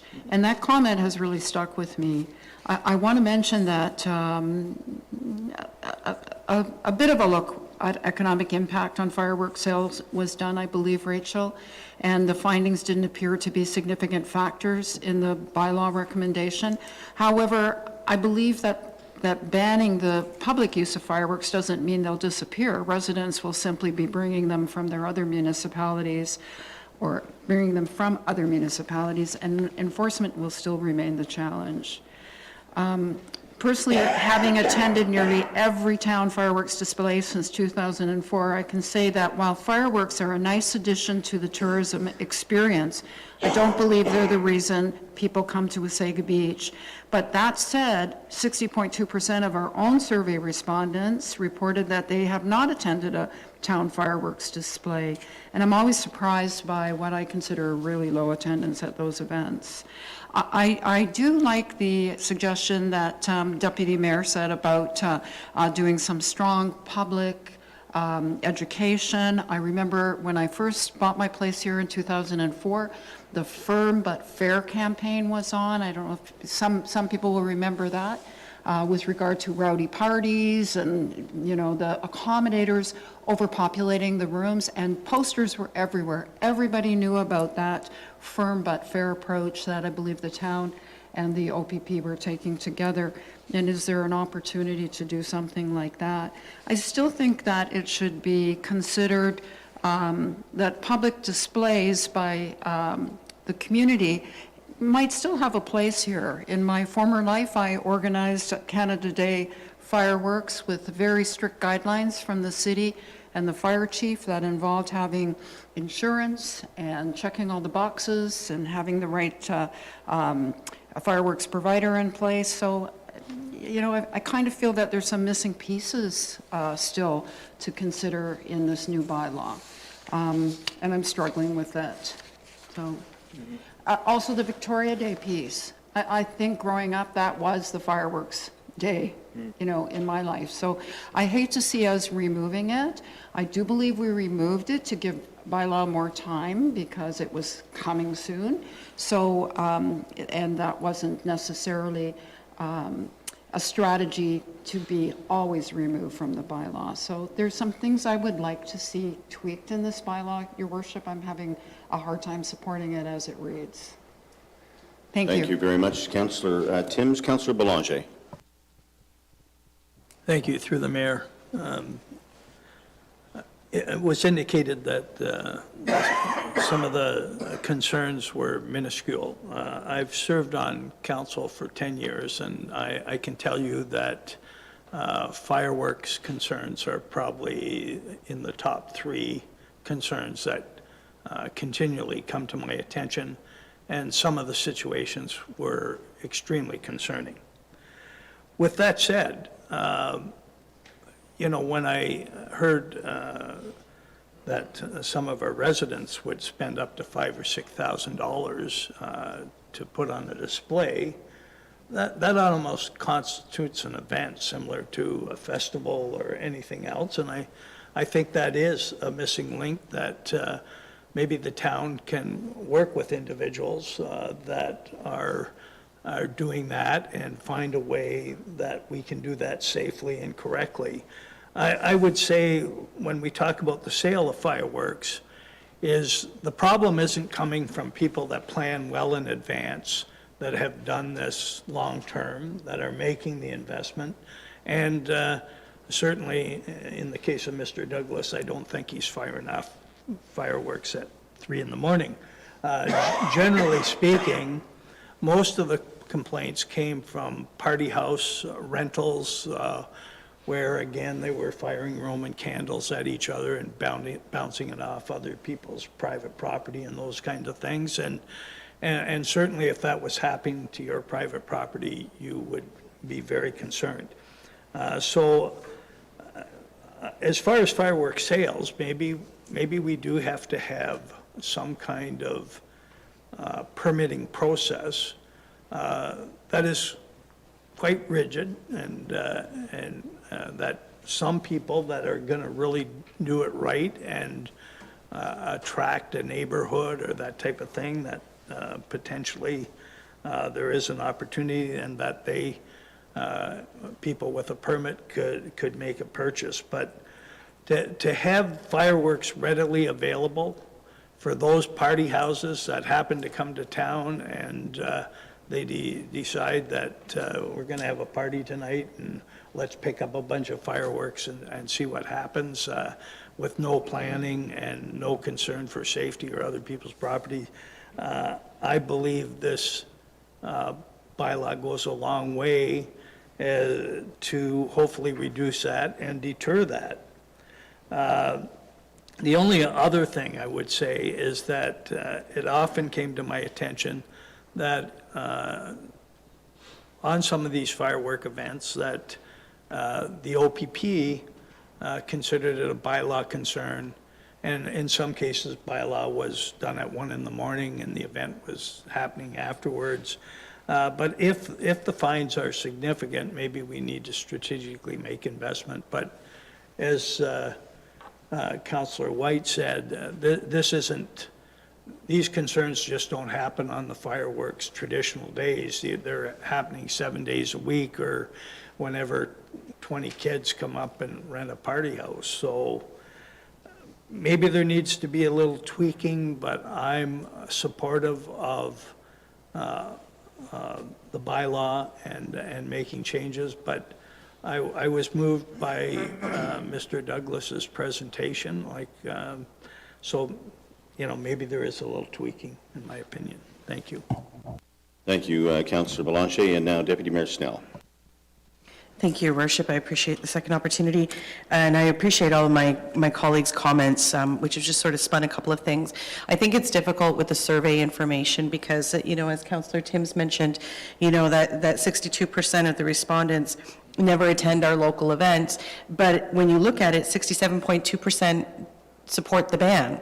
So if you support the ban, you probably don't like fireworks and you don't like that kind of activity, so then you wouldn't come to our public events. I go to a lot of the public firework events, and I think they're very well attended, and especially as Collingwood has started to look at drones and not fireworks, I think we got a lot of their audience over to us as well, and of course our neighbors Tiny don't host, so I think we're sort of a regional location sometimes when we do host. I think if we move forward with this, we're going to have to definitely do a very robust education campaign. And I think it was Councillor Ego who had suggested in the past to utilize the fire ban signs that are located strategically throughout town to perhaps have something at the bottom that says that fireworks are banned in this community, or personal use of fireworks banned in this community. Could be fines up to X amount of dollars, so that people are warned well in advance. As well as the multi-layer approach that you spoke about, Rachel.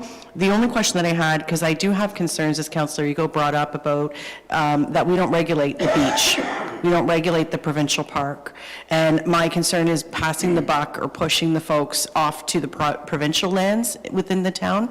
Have you had any proactive communication with Mr. Fisher at the province to see, are they willing to up their manpower in order to ensure that that area is supervised and enforced as well?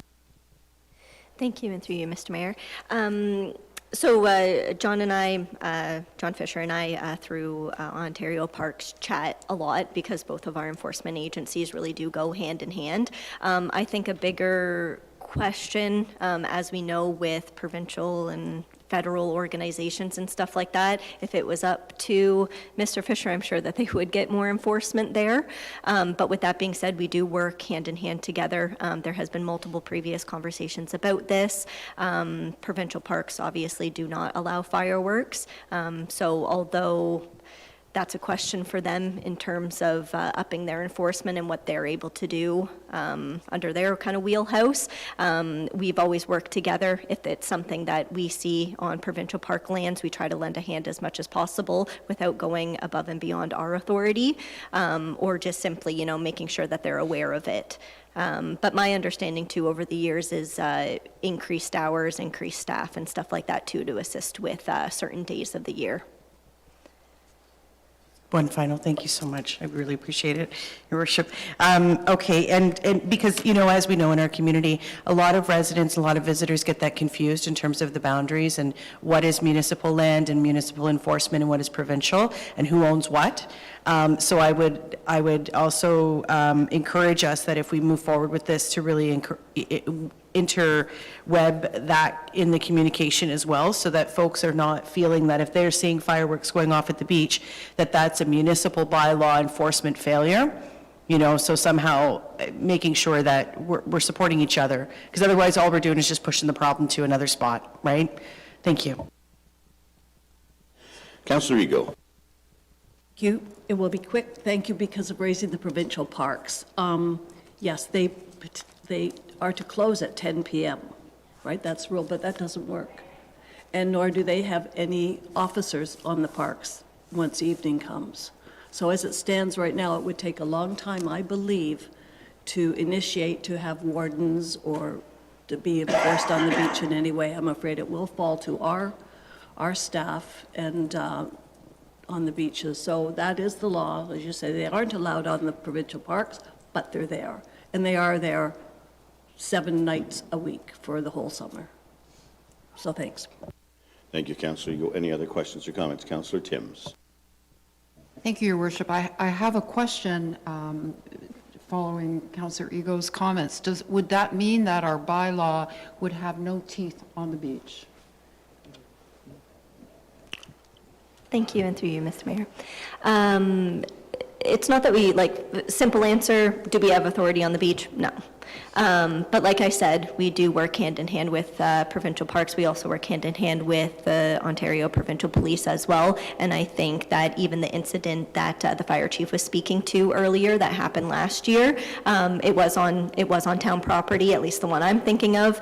So that made it a little bit easier for our staff to at least follow up. But that doesn't mean that if it wasn't something like that was happening on parks property, that we wouldn't all try to work together. I can also look into the hours for provincial parks, but I was under the understanding that it was longer hours than that, especially for long weekends, but you might know better than I do. All right, thank you. Other questions or comments? All right, I would say that regardless of whether or not the provincial park and the beachfront belongs to the province or not, everyone in this room owns property, and the town of Wasaga Beach has jurisdiction with respect to laws and bylaws over those properties, and I would say the same will apply to the provincial park. Although it's provincial park, it's within the boundaries of the town of Wasaga Beach, and the rules and the laws here are what they are. I would beg anyone to tell us differently. We could deal with it at that point. But I've got a few questions first and some clarifications that I want to make to the folks that are listening and the folks that are here today. To Rachel, when you went through this process, Rachel, I'm assuming that you advertised for meetings, for surveys, exactly the same way we do for no matter what it is we do within the municipality. Is that correct? Thank you. That is correct. I think compared to our other survey that we did too, we worked diligently with our communications team to make sure that it was in every possible outlet for as long as was reasonable to make sure that it was out there and it got out to the public. So just for everyone's information, we use local newspaper when available. We use the town's website. We use social media. We use every avenue that we can think of, and we use the same procedure for anything and everything we do when it comes to public notification. And so I've heard today that 220 people out of 25,000, please forgive me, I have an awful cold, is not a representative amount of people. And I don't necessarily disagree, but I will tell you that when they do polls within the province, within the country, they often get not a lot more than that, and they use that information. At the end of the day, I would argue that no matter what municipality you go to, they probably use the same policies and procedures as we do, and the amount of people that respond to these types of things is generally low. We have 10 people here today in the audience. We normally have 1 or 2 or 0. And unless it affects someone personally, they really don't pay a lot of attention to it. But it's not that the municipality and our staff don't do their utmost to make sure that the public is aware and that we do everything we can to make proper notifications of anything we do. I would say also, one of the presenters today, I thank him for his presentation because he had also mentioned that Collingwood had public engagement and they had made a different decision. And I would urge you to reach out to Collingwood to find out how many people responded to their survey. I will bet you it's not a lot more, or it may be even less than what we had respond to our survey. So the town of Collingwood, another great municipality within our region, does everything very much the same as we do. If we had a better way, or if there was a way to make sure that everyone could respond or would respond, we'd certainly be doing it. Another presenter said today that, we didn't have to wear helmets before, and we didn't have to wear seatbelts, and that's another excellent point, in my opinion. But we didn't ban cars, and we didn't ban bicycles. We made rules around how you need to conduct yourself when you drive a car, or you're in a car, or you ride a bike or on a bike, and we set even age limits to that. I can tell you, I've lived here my whole life. I've lived on the beach. I've lived very close to cottage courts. And I will tell you that I agree with everybody in this room that says fireworks are a pain in the you-know-what. Because I had many sleepless nights having to get up to go to work the next morning as a full-time resident, because people were setting off fireworks who didn't live here. They were here for the weekend or for a night and had no care and concern for the neighbors and the people who lived here full-time. And, you know, I preach all the time that this council needs to make decisions that are in the best interest of our full-time residents first and our visitors second. And although that's very close, because we are very dependent and reliant on our visitors to make our community successful and viable economically, at the end of the day, the most important people here are the people that live here 365 days of the year. And this council, like every council, and for those of you who have sat on councils, and we have another councillor from Renfrew today, who, you know, speaks from the understanding that we make difficult decisions. And what I will tell you is that we're never going to make everybody happy. If we make 30% of the population happy on any decision we make, we'd be doing really, really well. And this one is like many of the bylaws that this council is looking at, signage bylaw being another one, clean yards bylaws being another one. We're going to really upset a lot of people, and we're going to make a lot of people happy. I can tell you that my experience as mayor has been, for as many people who are in favor of something, there are as many people who are against it. And so it's about making the right decision. And so I commend staff for the hard work that they put in to this report and the recommendation. However, I'm struggling that, you know, by simply banning it, are we getting it right? And I think it's important that, you know, we're going to make these decisions that are important decisions, and they are decisions that are, again, do not make everybody happy. We need to make sure we get it, I can't say we get it right, because someone will always argue you got it wrong. But that we do the best we can to find common ground or balance.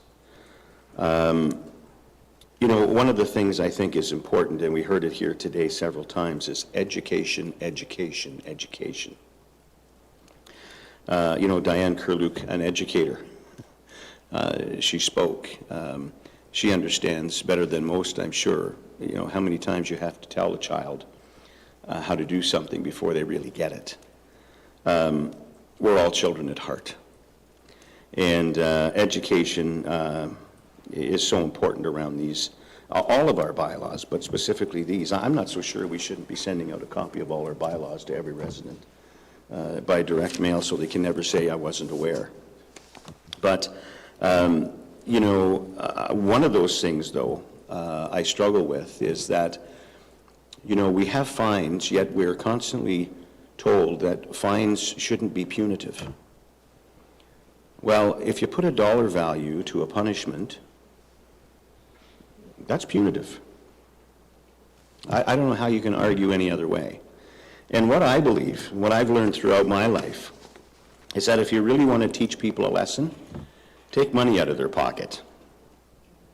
And so my concern is our fines are not high enough, and or that because we are a community that is friendly and wants to make sure that our residents are happy and our guests are too, that perhaps we don't lay the heaviest fine or any fine when we should. And so maybe we need to get back to that strict is fair. And there's no second chance. You know, I would tell you that if it, you know, you give someone a $100,000 fine. Well, let me back up. If you give someone a $300 or $400 or $500 fine, they might go to court on their own and defend that. And of course, the courts today, with all due respect, will say, well, you know, it's only fireworks, so we'll knock it down, as Mr. Douglas indicated, to peanuts. But we'll still be able to say we taught him a lesson because we fined him and he had to pay.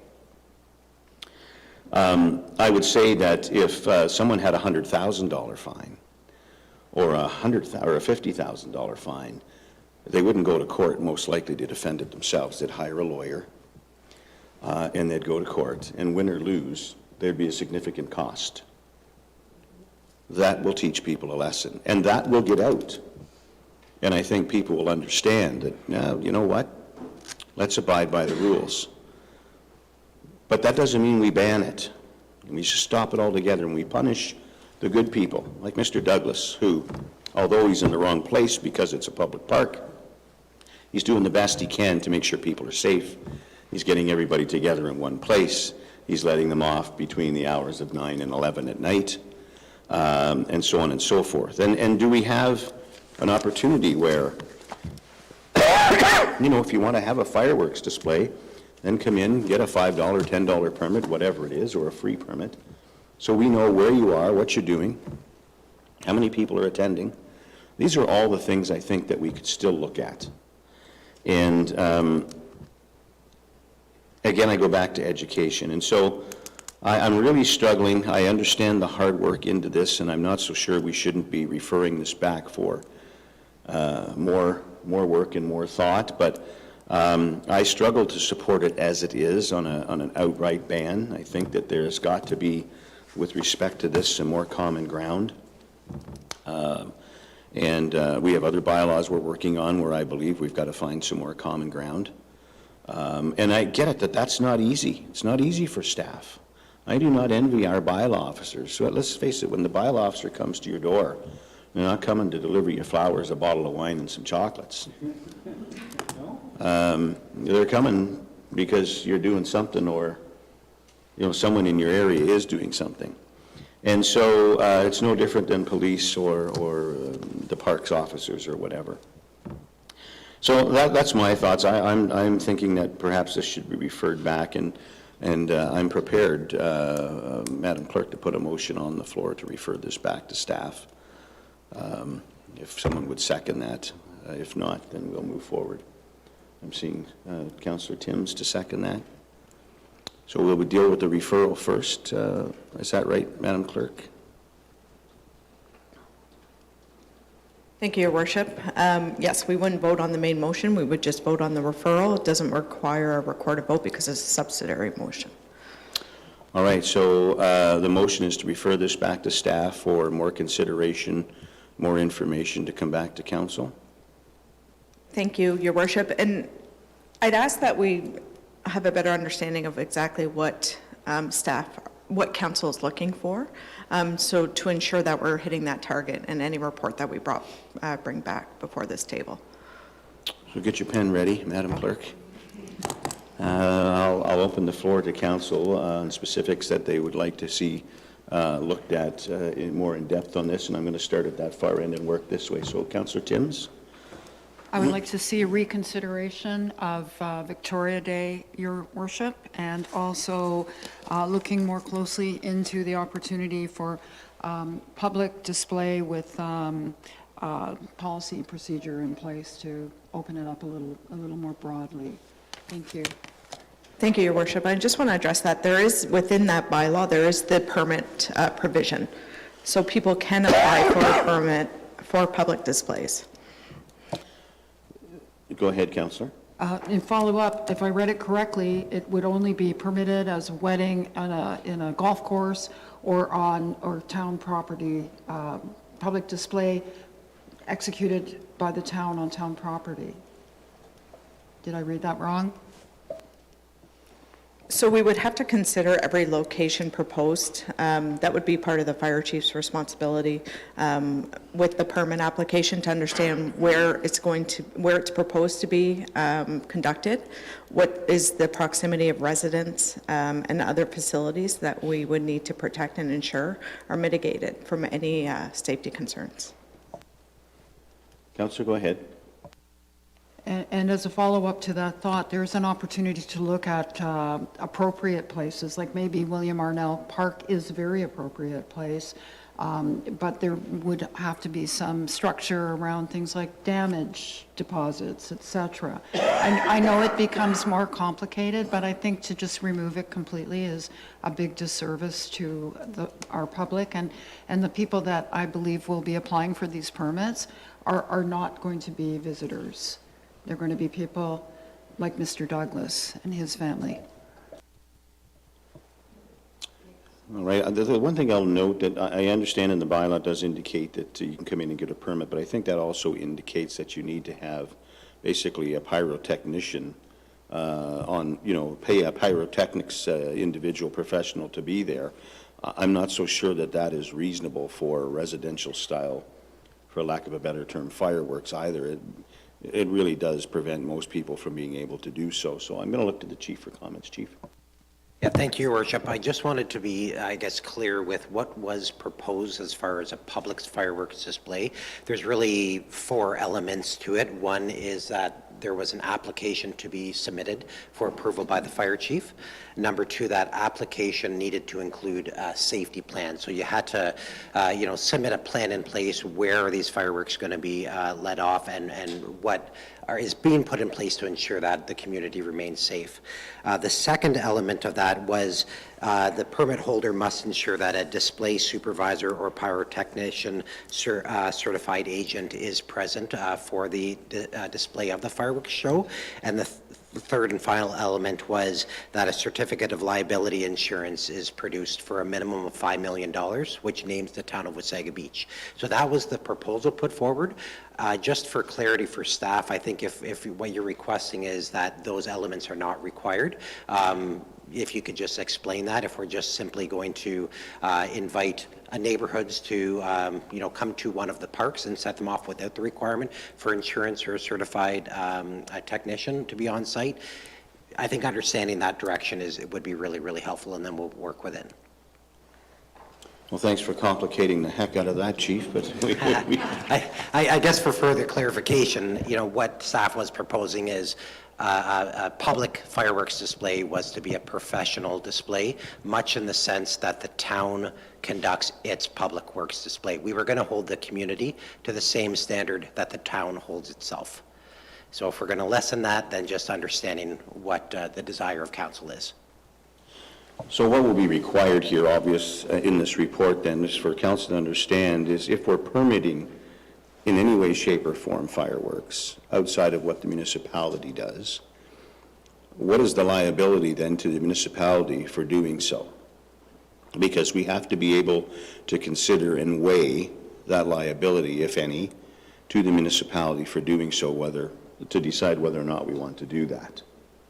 This is very complicated. Like any bylaw, what we're learning is the more we talk about it, the more we dig into it, the more complex and complicated it becomes. Councillor White. Sorry, Councillor Timms, were you finished? Thank you, Worship. I was going to say that wasn't really clear. I didn't feel all those points that you mentioned, Chief, in what I read. But that certainly is what would apply to community groups wanting to have a festival per se that had fireworks. But maybe there is an opportunity to look a little deeper into what something like Mr. Douglas was talking about, where it's a neighborhood that comes together and wants to have their own display, and what that would look like. I would really love to see that at least investigated. Thank you, Councillor Timms. Councillor White. Thank you, Your Worship. Your question about liability is a great question. We just are dealing with a film production thing for a town. To operate a film set on our municipality, we're proposing that people have $5 million worth of liability in order to do that. I can't see that being a reasonable thing for somebody for fireworks, and nor can I see a large permitting process, hours of permitting work at town hall and get it approved by the chief and all this sort of stuff, and all this planned for 15 minutes of joy. I can't see that happening at all either. So as much as you're going to push to refer this back, I'm going to vote against it. Thanks for the heads up, Councillor. Councillor Ego? Thank you, and through your worship. If I heard Rachel correctly, a couple of times in presenting to us, you said this was a give it a try. This is not written in stone. We have to start somewhere. Is that the gist I have? I think the point that I was trying to make there is that, bylaws can always be reviewed and changed. The municipalities that have put a ban in place, I know Councillor DeLeo spoke on a couple of them, and I spoke to all of them personally as well, too. And very similar things where they went down from 50-plus complaints to maybe a handful of them. So with the information that I gathered, yeah, it is worth a try. No different than changing any other bylaw and not knowing how the outcome might be. I think with the research that was presented to me and that I tried to relay in my report too, it is enough that hopefully our community would see the same outcome that other community bans have seen. Thank you, and that's how I feel, that we may not get this perfect out of the gate, but staff and everyone have worked really hard, hours and hours, weeks on this, and it's a starting point. All right, Councillor Belanger? Thank you, through the mayor. Again, I don't think we would be opening this up to a tremendous amount of work if we put some kind of expectation as to what would constitute a neighborhood display or, again, we heard an investment of a considerable amount of money.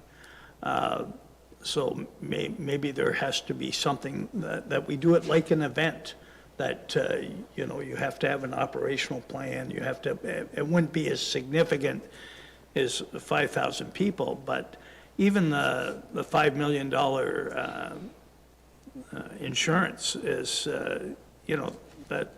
that's expensive. Like, I mean, if you're setting off a set of fireworks in the middle of a park, I think possibly maybe there's a cost to have one firefighter on duty at an event that would be less than what the insurance. And I get the liability, but we don't. The intent of this is to significantly reduce. We know with enforcement and everything else, we're not going to eliminate the use of fireworks in Wasaga Beach.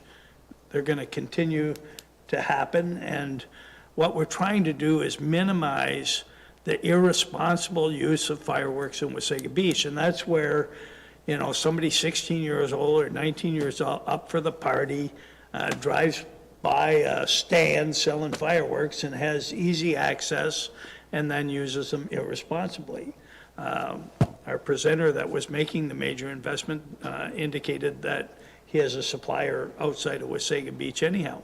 Again, there's a level of planning and safety that goes into that. So the only reason I would refer this back is to tweak that little bit of it to give an opportunity to some people that do a serious fireworks display for a group of people that would be somewhere in between a town event and some kid shooting Roman candles at another kid. But other than that, I support giving this a try.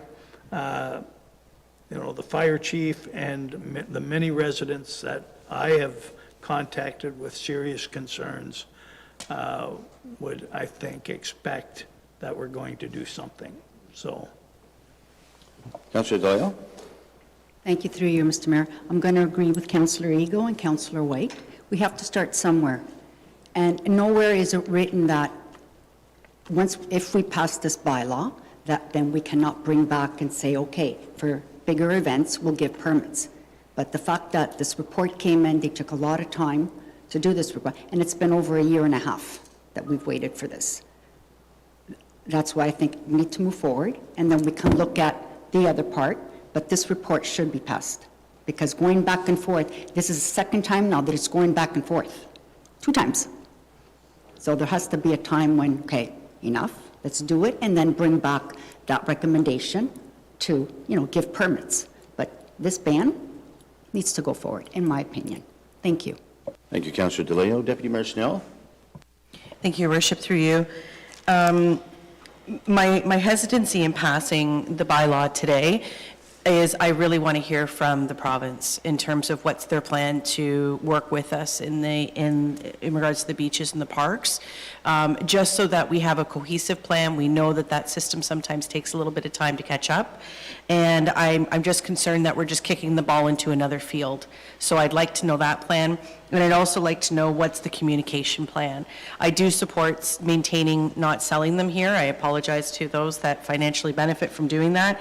I think, though, having them so quickly on hand does allow that knee-jerk, impulsive purchase, as Councillor Belanger mentions, versus someone who's strategically planning and doing something more responsibly. I'm just concerned in not having all the complete pieces, in spite of your best efforts and a very robust report to Council with recommendation. Thank you. Thank you, Deputy Mayor Snell. Okay, pretty clear, Madam Clerk? Yes, thank you, Your Worship. So you had moved a motion to refer, if we can get a seconder. I think I had a seconder in Councillor Timms. Excellent.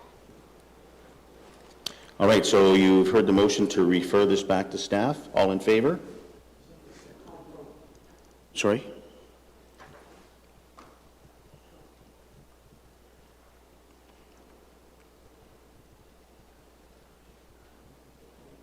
Sorry, is there a point of order here?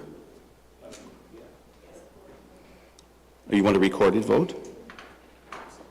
Okay. Sorry. So as I mentioned, because there's a motion on the floor to refer, it is a subsidiary motion, not the main motion, so there is no recorded votes as per the procedural bylaw on a subsidiary motion. Which is why I called the vote. Yeah, okay. So again, you've heard the motion. All in favor? Opposed? That motion is defeated 4-3. Now we'll go to the main motion. And the main motion is that the report titled Sale and Discharge of Fireworks Bylaw to the Council meeting of April 10th, 2025 be received, and that Council adopt bylaw number 2025-12, being a bylaw to regulate fireworks. Any other questions or comments? Mover and a seconder for this, please. Moved by Councillor DeLeo, seconded by Councillor White. Recorded vote, Madam Clerk. Your Worship, Councillor Belanger. In favor. Councillor DeLeo. In favor. Councillor Ego. In favor. Deputy Mayor Snell. Opposed? Councillor Timms. Opposed? Councillor White. In favor. Mayor Smith. In favor. The motion carries. Thank you. Moving on to item number 9, government relations. We have 3 items on the agenda today for government relations. The first one is being the Home and Garden Show, and I understand that our Economic Development Officer, Caitlin Mosma, is here to speak to that. Caitlin, welcome. The floor is yours. Good afternoon. Oh, can I move this a bit? Okay, so good afternoon, Mayor Smith and Council. I'm excited to share an update on the Wasaga Beach Garden Competition, a Council-approved beautification initiative from last year that's officially launching this afternoon after Council's meeting today. It'll be running throughout this summer, and it's going to be a friendly, community-focused competition that will invite residents, organizations, and community groups, whether amateur or professional, to showcase their gardening talents and place of pride. So participants may enter their garden into one of 6 thoughtfully crafted categories. So there's going to be residential front garden, traditional, and then another section, residential front garden, environmental and pollinator habitat. Then townhouse garden, there'll be one for high density living, so condos and apartments. One for commercial properties, and lastly, one for community spaces that are volunteer maintained.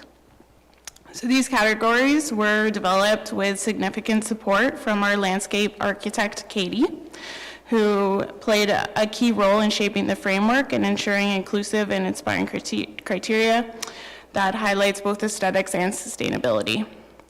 So the competition highlights visual appeal, plant health, creativity, innovation, sustainability, and overall impact. So they'll be scored out of 100 points, and judges are going to be announced shortly. So winners in each category will receive a Wasaga Beach Summer Swag Pack, while all participants will be recognized with a certificate of participation. So there's no entry fee, and submissions will be open until August 31st of this year. Each entry must include 5 to 10 high-quality photographs and a brief garden description. So this competition will be promoted at the Home and Garden Show this weekend at the Recplex, and also our social media channels, in our websites, on our, and more. So we have prepared a full competition guidelines, so that's what I have here. And the booklet will be available online at the garden show and at front desks of town facilities. So we're excited to celebrate the efforts of our green-thumbed residents, and I look forward to seeing how the community spaces transform this summer. Thank you very much, Caitlin. Any questions or comments from council for Caitlin? Councillor Ego? Thank you, through your worship. Thank you very much, Caitlin, and to staff on this. So, yeah, and I know you notified me that the pamphlets are ready for pickup for the Home and Garden Show, and I know WebCat in particular are very excited to be able to be sharing this there at that venue. And I think this is it. This is new. Here we are with something else new in the beach, but it's exciting and a nice item. And also, I know they're looking at the age-friendly, the large expo there, getting the word out there. So I think this is going to start to be, well advertised and let the people know here's something else to get involved in. And we do have an active group of gardeners, and not me, not one of them, but I'm a big pollinator fan. So, I like the prettiness. So I really appreciate this, and as I've told them, if they can teach me about this, you can teach anyone. So the language is out there, and let's get a start and get involved in this initiative. Thanks. I think it's important to note you're a big pollinator and permeable pavement fan, Councillor. Thank you, Councillor. Deputy Mayor Snell. Thank you, Your Worship, through you. Thank you, Caitlin. It's exciting to see this because this council has such a big priority on beautification, and I think when we, intentionally create beautiful gardens as we're driving down main arteries or into our subdivisions, to celebrate that, I think is fantastic. And we have so many great, as Councillor Ego mentioned, gardening clubs, so I'm sure you utilize all the horticultural societies and stuff to sort of push this messaging through. I might have missed it. How are the winners judged? Is there an internal task force, or how is that done, please? So we're going to be putting together a board of judges. I don't have everyone's names today, but we'll be doing a full announcement on who those individuals will be. And then we actually have a full, judging criteria in the guidelines. And so each of the criteria that Katie put together, the judges will use to judge all of the entries. And so there's visual appeal, plant health, creativity and innovation, sustainability, and overall impact included in that. Right, other questions or comments? Excellent job, Caitlin. I look forward to seeing this roll out. I think it's just important to note that some people will try to use this to an advantage and not cut their grass or let the weeds go wild and the wild flowers, and say that is their display. So Rachel has left the building, but I hope through our clerk, general manager, that we'll be prepared to deal with those if required. Thank you very much. Don't go anywhere. Our next item 9.2 is Elections Canada, and that's Caitlin as well. Perfect. Thank you, Your Worship. So we also just wanted to take this opportunity at this council meeting to provide a brief update on the federal election to give residents clarity on where they can vote. So advanced polling will take place at the following dates. So there's going to be Friday, April 18th, Saturday, April 19th, Sunday, April 20th, and Monday, April 21st. During these days, residents can vote at 2 locations. So there's the new arena in the Remax Hall, 544 River Road West, and then also Lions Den at the Recplex, which is 1724 Mosley Street. And then on Election Day, Monday, April 28th, voting will take place at, again, the new arena in the Remax Hall and in the Recplex Hall A. So I just wanted to clarify, although training and some administration offices for the election are currently operating out of the old arena, voting itself is going to take place in the new one at 544 River Road West, and then also in the Recplex, as I stated. So we recognize there might be some confusion, so I just encourage everyone to double check their voter information cards to find out what location they should vote at, or visit Elections Canada's website for those accurate polling details. So everyone mark their calendars and get out to vote. Thank you, Clayton. Any questions or comments? Thank you for bringing that forward, Caitlin. And, oh, sorry, Councillor DeLeo? If you don't get a voter's card, you can still vote if you have ID, correct? Yeah. Absolutely, yeah. And you can find your location on the Elections Canada website. Sorry, when you say location, I thought we can go to the Remax or, this is for early voting. I'm just inquiring early voting. Right, so depending where you live in the municipality, there's two locations, one being at the Lion's Den at the Recplex and the other being at the new TPEL. So depending where you live in town is where your polling station is. All right. I say it's important you bring it up because my voter's card simply states Wasaga Stars Arena, and then it does have the address. But the fact that there has been Elections Canada signs at the old Wasaga Stars Arena now for a couple of weeks, because that's where their training and their administration is. My concern was that a lot of people are going to go there as opposed to the new Wasaga Stars Arena. So it's important for Caitlin to bring this forward to make sure that we're getting to the right location. And I urge everyone, never a more important time in this country, in my opinion, to vote, but now, so get out and vote. Caitlin? Thank you, Your Worship. So if I can just add too, staff are going to be installing signage at the old Wasaga Stars Arena too at the entry to let those know where to go to vote, just in case anyone makes that mistake. Excellent, thank you very much. Any other questions or comments? All right, moving on to item 9.3. Pardon me. Strong Mayor's legislation, and this is Nicole. Thank you, Your Madam Worship. Clerk. Thank you. As Council's aware, and most of the public through media reports, the Ministry of Municipal Affairs and Housing has notified the town as of yesterday that the province is expanding strong mayor powers to an additional 169 municipalities. That does include the town of Wasaga Beach. The additional powers under the legislation are listed in Section 284 of the Municipal Act, and we want to ensure Council that administration is meeting to discuss this change and will provide more information on the legislation. Thank you, Your Worship. Thank you very much, Madam Clerk. Any questions or comments on this matter? Councillor White? While I appreciate the province's move on this, I would assume that we would still work through council here in the town of Wasaga Beach, Your Worship. Yes, Councillor White, I was asked yesterday by the press what I thought about this. There's still a lot to be learned, first of all, I think, by municipalities as to what exactly this is going to mean for each municipality and the mayors. It does change the role, but this community of Wasaga Beach, under my leadership, has always worked very closely between staff and council as a team and other levels of government, building relationships to make good things happen in our community and move it forward. And I see absolutely no reason to change that. I think we will continue along the same guidelines that we have done collectively, being a voice to move our community forward in a positive, affordable, and sustainable manner. And I don't see that changing in any way, shape, or form. Councillor, go ahead. Thank you very much, Your Worship. I certainly appreciate those comments. We have some really vigorous debates here at the table, and these are matters of great importance to our community, and I'm glad to see your commitment to working, to continue working through that process to serve our residents well. Thank you so much. Thank you. Councillor DeLeo? Thank you, through you, Mr. Mayor. I echo what Councillor White was saying, just so that more clarity on this strong mayor's action here.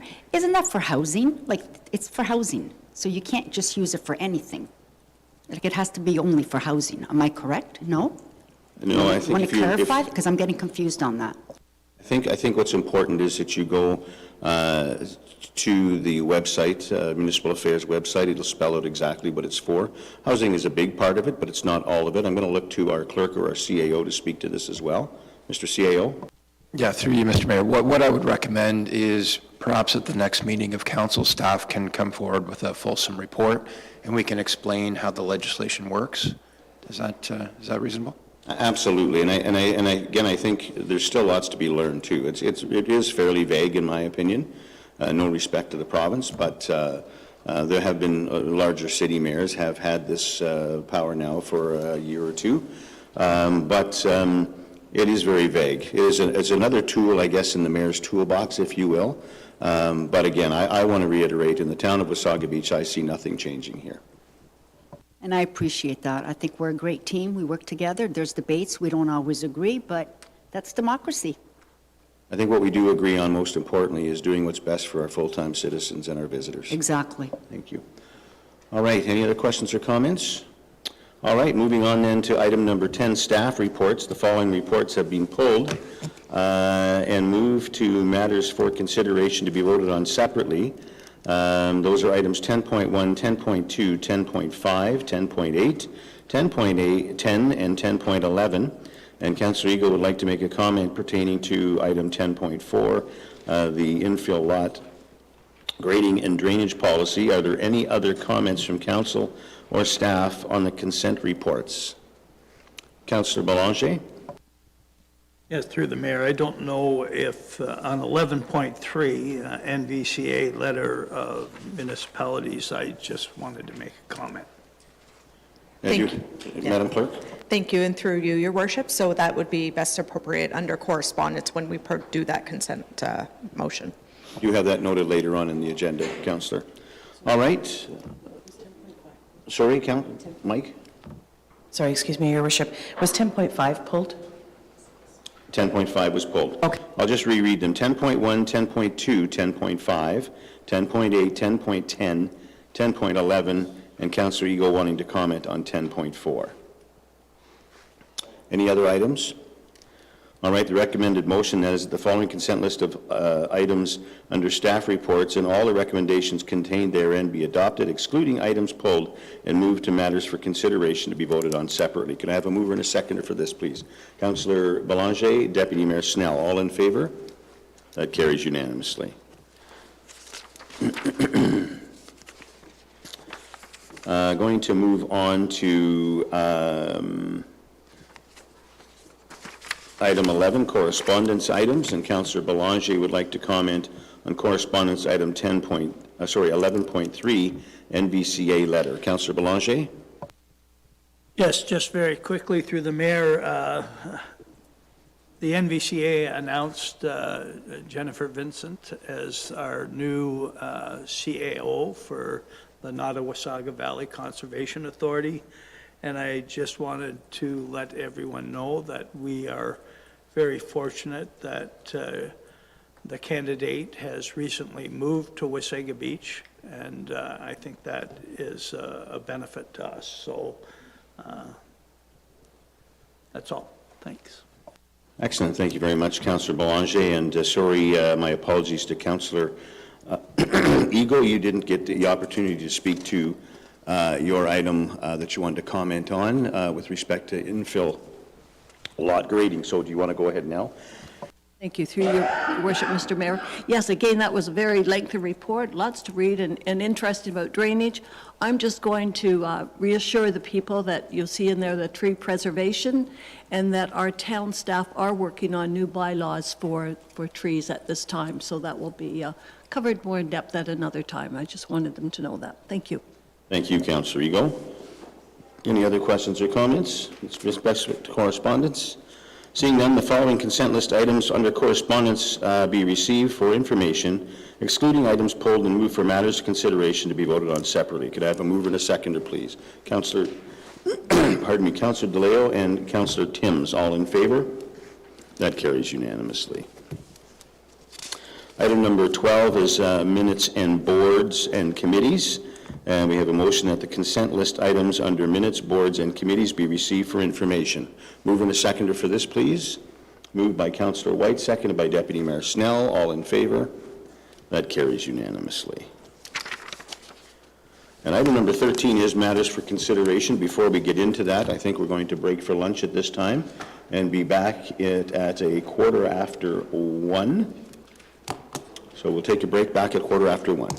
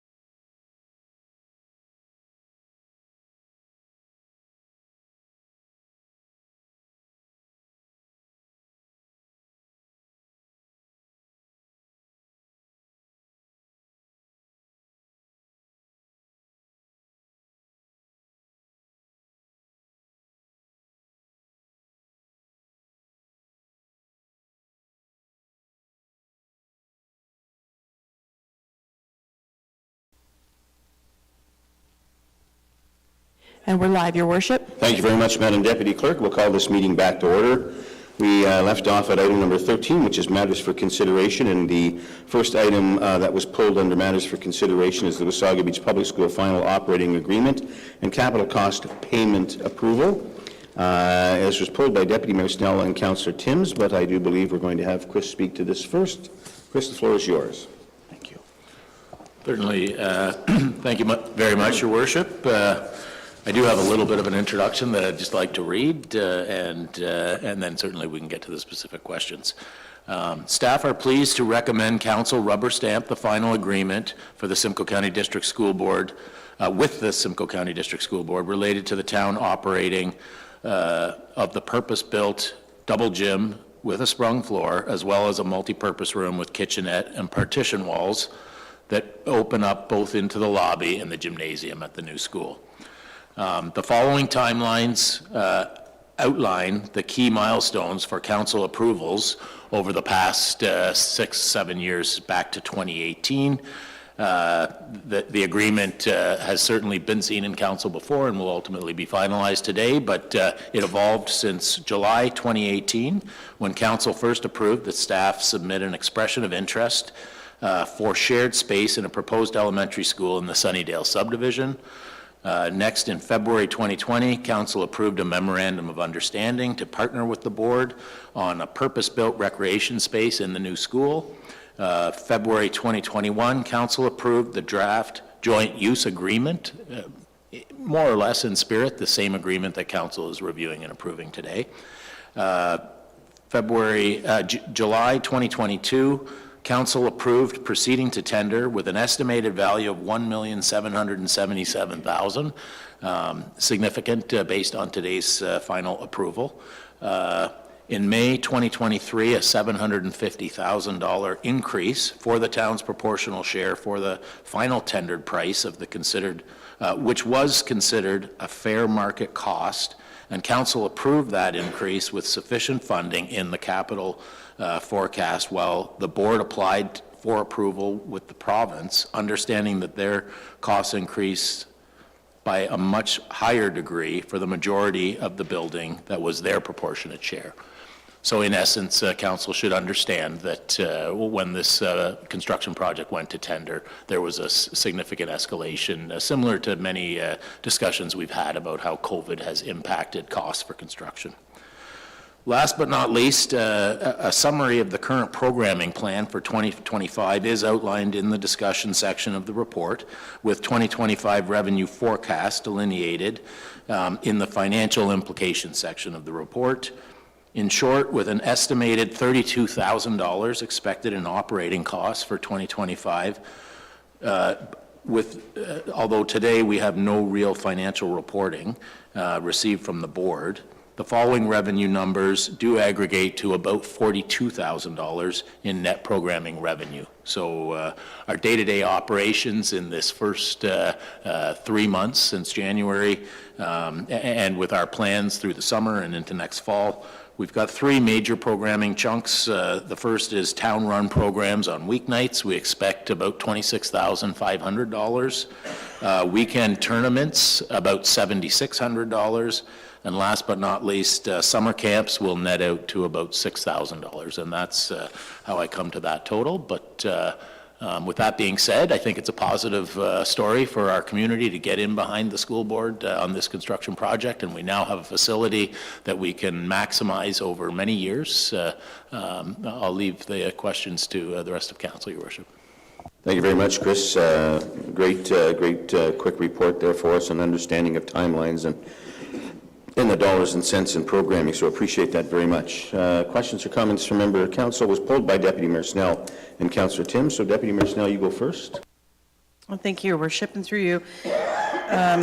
Thank you, Chris, for bringing this forward. This was struck back when I was a trustee and was sitting at that table and having the conversation about how this joint use could come together. And I think these are just examples, just like the high school that's coming forward from the Catholic and hopefully through the public as well, is where both schools, communities, and municipalities, and ultimately the taxpayer benefits. Because here we have this great dynamic space that you can now actively program for, a minuscule of the cost of what that would cost taxpayers to do it alone.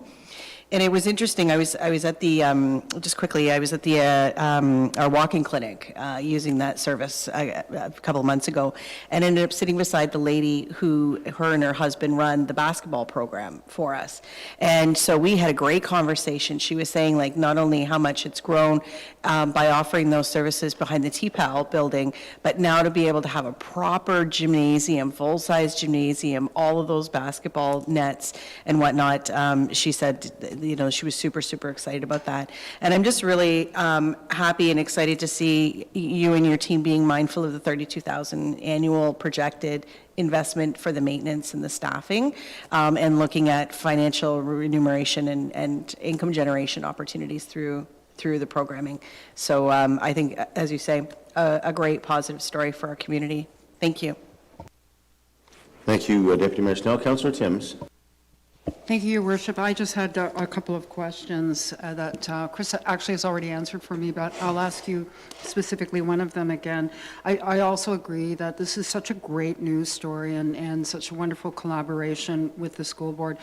I just find it amazing to think we're going to have 7,000 people living in that community in short order. I did ask you about when the staff is not needed to be on staff on the weekends, who would be there, and you answered that and told me it's school board staffing, so makes sense. But I'm also wondering if in the report, council should be aware that staff is intentionally minimizing weekend and summer programming to start as logistics, surrounding staffing, appropriate fees, family setups, and the need to be organized efficiently. And I appreciate that approach, but I was wondering when you could share when you thought we might be operating at full capacity. Certainly. So I did mention in my preamble there that we are still hypothetically estimating what the cost should be, and we'll start to receive invoicing from our partners at the board soon. It is true that the weekend costs are quite conservative right now based on the scheduling. So I've spoken this way in council before. Most may remember that we have only committed the town to use that facility on weekends 6 times, or roughly 2 8-hour days 6 times, or we may do half days at 4 hours apiece and spread it that much more. So that is fairly conservative, considering probably the availability may be 46 or 47 weeks that the school would allow us in there on weekends. But when we're there, we need to have full staffing. This is a different cost and revenue model than we have at the Recplex, for example, if we rent out a multi-purpose room. So based on square footage, we made our costs very similar to the multi-purpose room upstairs at the TPL. It's about the same size as the Rotary room. But I think the perfect group on a weeknight, when just the school custodian would be managing the building and more or less overseeing that everyone's safely in and out, and what if there's a fire drill or a bathroom that has an issue, et cetera. Those groups at the Twin Pad Library facility would have the assistance of a facility person if they needed tables or they had any sort of issue. And we will be staffing weekends. So our primary model on weekends at this point would be to run tournaments. If we can have 60 or 120 different participants that show up at the school, it's very realistic that the town's recreation staff would be overseeing. We may even have a team of volunteers helping us run a larger sporting event like that. But on weeknights, the perfect group would be more or less self-sufficient. So our town-run programs are often organized by a volunteer, just someone who's been involved in volleyball for some time, and they can help set up the nets and answer questions or phone the group if there's a cancellation for whatever reason.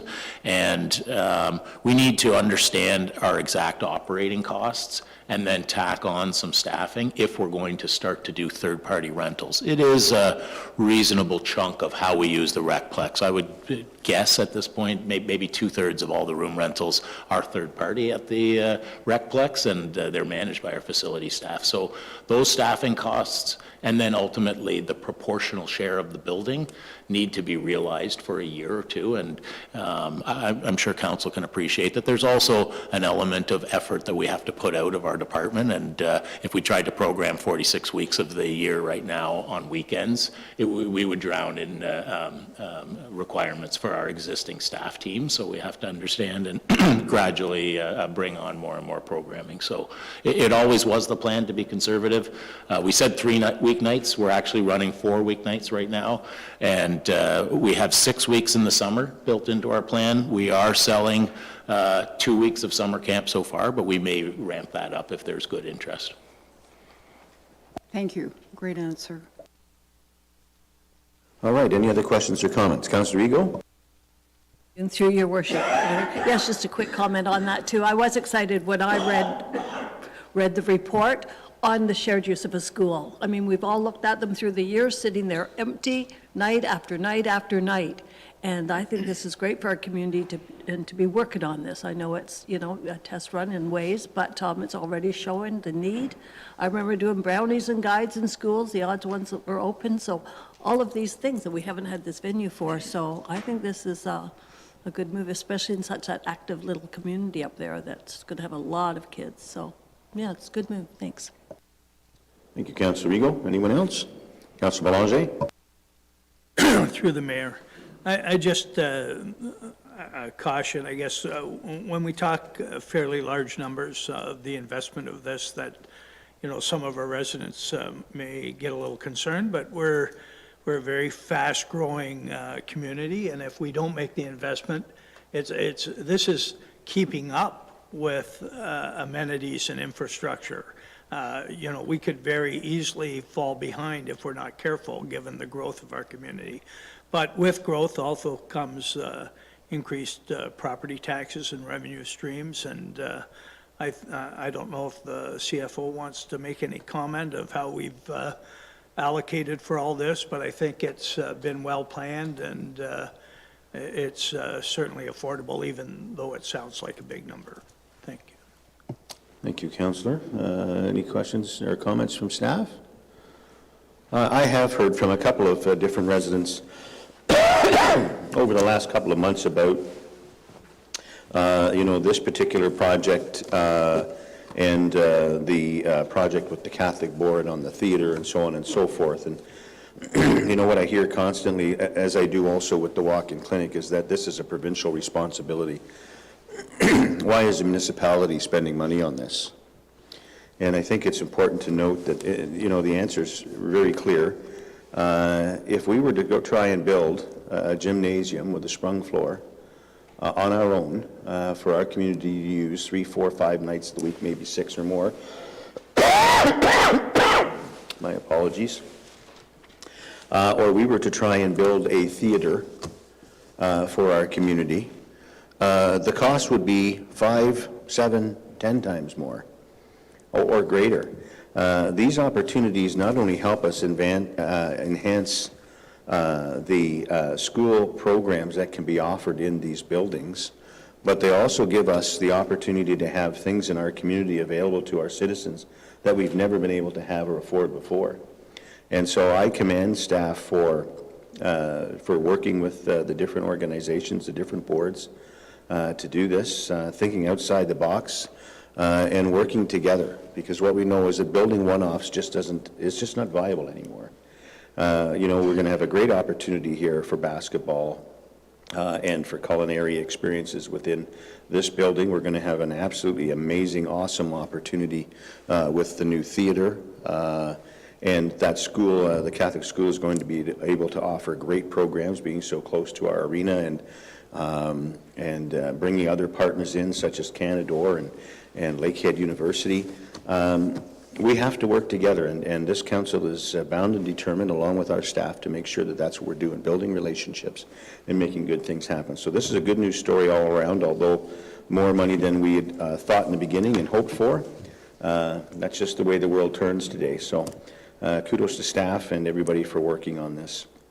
We do have a recommended motion that the report titled Wasaga Beach Public School Final Operating Agreement and Capital Cost Payment Approval to the Council meeting of April 10th, 2025 be received and that council approves the payments of the town's proportional share of the new Wasaga Beach Public School to the Simcoe County District School Board for a total capital cost not exceeding the budgeted amount of $2,544,020, and that council authorize the mayor and clerk to execute the Wasaga Beach Public School joint use and cost-sharing agreement as appended to this report. Further questions or comments? Seeing none, could I have a mover and a seconder, please? Moved by Councillor White, seconded by Councillor Timms. All in favor? That carries unanimous. Sorry, your recorded vote. My apologies. Madam Clerk? No problem. I'm going to guess what that vote is. Councillor Belanger. In favor. Councillor DeLeo. In favor. Councillor Ego. In favor. Deputy Mayor Snell. In favor. Councillor Timms. In favor. Councillor White. In favor. Mayor Smith. Carries unanimously. Thank you very much. And moving on to the next item then is the Capital Works Project Status Summary Report Q1 2025, pulled by Councillor Timms and Deputy Mayor Snell. Councillor Timms? Thank you, Your Worship, and I always get excited looking at the Capital Works Project Status Quarterly Report, especially the Mosley Street urbanization, which is my end of town, and it's so great to see that. But I do have a question, and it's more of a safety issue. I've had a number of residents complain and bring this issue to my attention, and it's the fact that we have no sidewalks on that end of town. And with the recent paved shoulders, we're finding that cars are pulling to the right onto those shoulders to pass cars waiting to make left-hand turns, and there have been several close calls. Is there any way to mitigate this problem? General Manager Lalonde.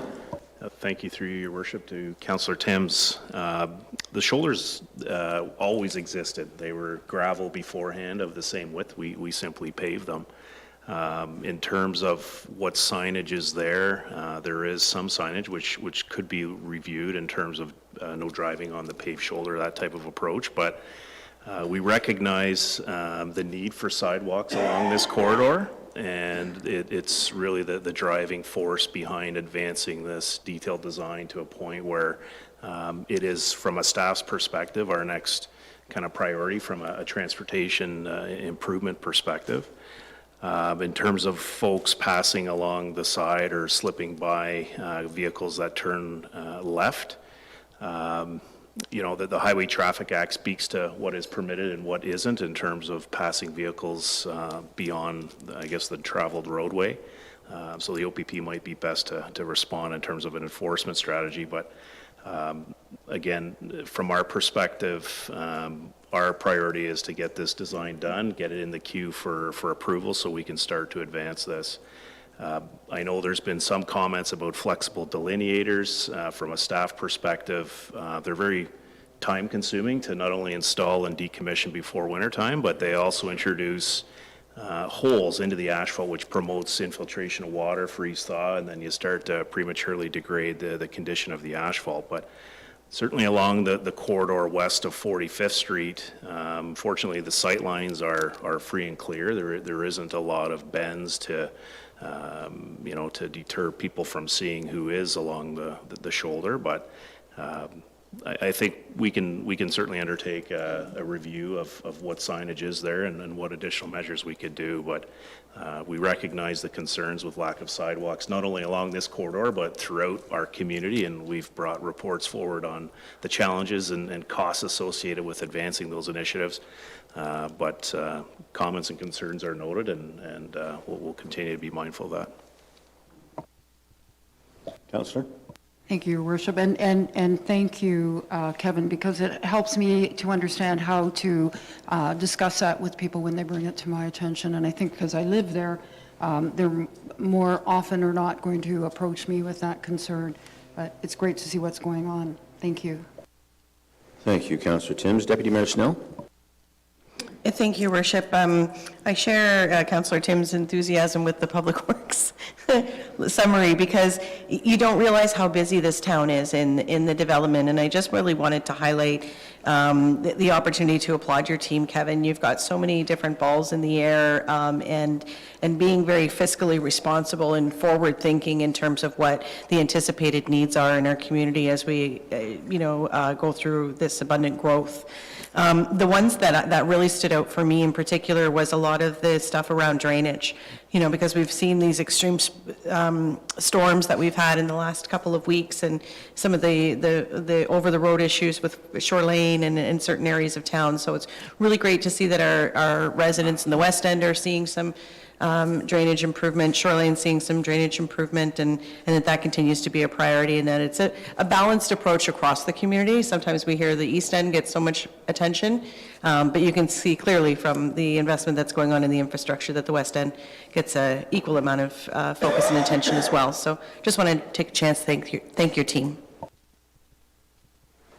Thank you, Deputy Mayor Snell. Anything in response there, General Manager Lalonde?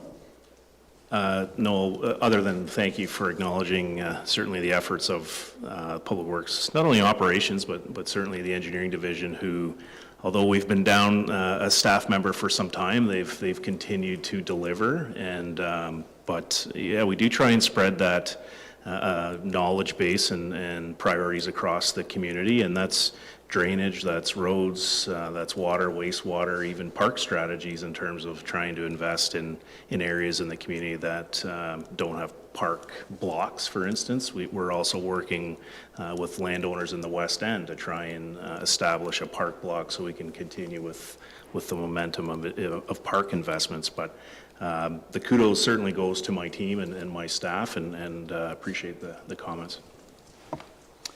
Thank you, General Manager Lalonde. And I'll just add to that, I put a statement out earlier this week thanking our public works staff, our first responders, paramedics, police, fire, as well as town staff and Wasaga Distribution for the amount of work and extra effort that was put in over the last 10, 12 days with respect to the ice storm.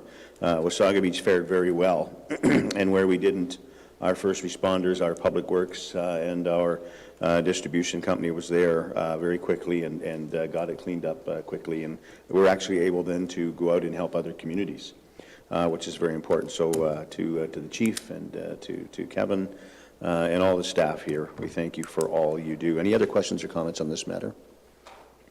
All right, we do have a motion then that the report titled Capital Works Project Status Quarterly Update 2025 Q1 Report to the Council meeting of April 10th, 2025 be received for information. Mover and a seconder for this, please. Councillor White, Deputy Mayor Snell. Madam Clerk. Thank you, Your Worship. Councillor Blanchet. Councillor DeLeo. In favor. Councillor Eagle. In favor. Deputy Mayor Snell. In favor? Councillor Timms. In favor. Councillor White. In favor. Mayor Smith. In favor. Carried unanimously. Thank you very much, Madam Clerk. And moving on to the next item, which is a transmitter replacement program. This was pulled by Deputy Mayor Snell. Deputy Mayor. Thank you, Your Worship, and my apologies. I should have probably just posted this just as a comment, not necessarily a question. I just wanted to highlight for the public and to, again, thank Director Lalonde. You know, we had two submissions here. One was 522,000 some odd, and the winner of the RFP was WAMCO 213,000 K. What a difference and spread in offering for the same product and service, and I'm just really happy to see that difference up point to the approved budget will be able to address even more replacements of these units. So again, just great work on behalf of you and your team there, Kevin. Thank you.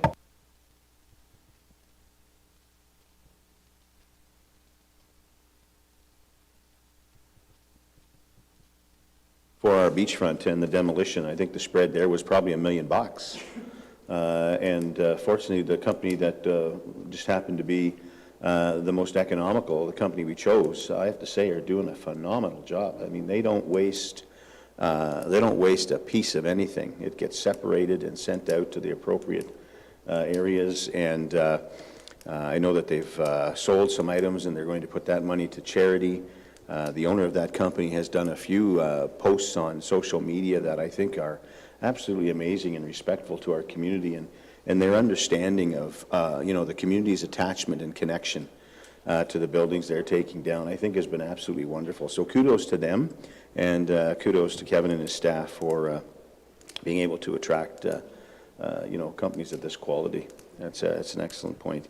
All right, so we do have a recommended motion that the report titled Transmitter Replacement Program to the Council meeting of April 10th, 2024 be received.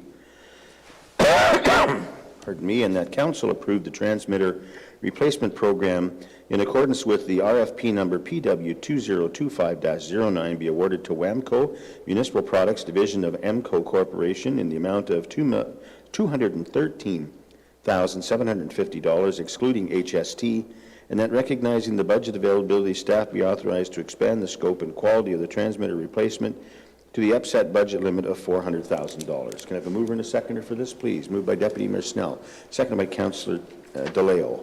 Madam Clerk? Thank you, Your Worship. Councillor Blanchet. In favor. Councillor DeLeo. In favor. Councillor Ego. Deputy Mayor Snell. Somebody's mic on? In favor? Councillor Timms. In favor? Councillor White. In favor. Mayor Smith. In favor. Carries unanimously. Thank you very much. And now moving on to the next item, application for official plan amendment OP 0122 2025 0410-27. This was pulled by Councillor Ego. Councillor? Thank you very much, Your Worship, and through you. Yes, I asked to have this polled because I went back on our background here, and so I'd like to just go over this with council and members of the public. So the background is that on May 12, 2020, Wasaga Lions Court Ventures, Inc. there was a pre-consultation meeting for this proposed development for 306 townhomes, and for requesting an official plan amendment then. And then with that meeting, a public meeting is to follow. So that in January 2022, the official plan amendments were presented by the Jones Group. In November of 2022, the application submitted by the Jones Group for 317 townhomes was deemed complete. So that's how the process is going. Bear with me, I'm learning to understand this too, so thank you. So then there was the public meeting that I think we're all familiar with on March 30th, 23. And that was the first time that this council really saw that report. So from that meeting, council asked for that to be referred back to staff, and that's where we are now. So that's perfect. So here we are, and Samantha this is her report, and I've chatted with her, and I wanted to thank her for her time and going over this report with me, and you know, they're pretty in-depth things here. And also, I had a really thick skull when it came to visualizing back-to-back townhouses. I kind of pictured in my head what they might be, but they are a new type of home. And so I've asked, so Kevin, our Director of Planning, is here today, and he's happy to answer your questions and help me. And he has said, yes, he's going to address that so we can all understand, us and the public, what that is. Thanks, Trevor. All right, Director of Planning, Trevor Houghton. The floor is yours. Your Worship. So thank you. I obviously haven't been here in the community as long as many of you. I don't know if there's another example of back-to-back townhouses. I would suggest that it's probably an unusual for this community. It's more permanent down in the GTA area. But to say that this is groundbreaking, it's a form of development that's not unheard of. It's just maybe new to us. So to explain what I've done or what the proponent is proposing, we have an excerpt on the screen for council. It's one of the blocks in, I think it's the east side of the property. And let me just start by saying the project is, as Councillor Ego has mentioned, it's 317 units. They are townhouses, and they are the back-to-back townhouses. So what you see before you is a back-to-back townhouse. It's blown up. There's a lot of lines there. Don't get confused. Those are dimensional lines. It's the thick black line that shows, yeah, exactly. And you'll see where Chris is putting his cursor across. That's a common rear wall that is separating the townhouses from the townhouses in adjoining. So basically what it is essentially, it's a townhouse like you would see in any other type of proponent or application. It's just that these ones don't have a rear yard. They're going to be backing onto somebody else's unit. It's not dissimilar to, if you think about a semi-detached or a townhouse, normally they're connected at the common wall, the interior wall. These ones are connected on the interior wall and on the rear wall. So what it represents is it's a denser form of development application than what we've probably seen here over the last 30 or 40 years. But it's probably a form of development that we're likely to see more of going forward in the next 30 years. And specifically in this particular context, this is within our emerging sunset strategic growth area in the new official plan. And this is the type of form of density and development that we would encourage. Not to suggest that we wouldn't encourage in other places, but perhaps this is probably the first example that this council or councils in the past have actually seen it being implemented.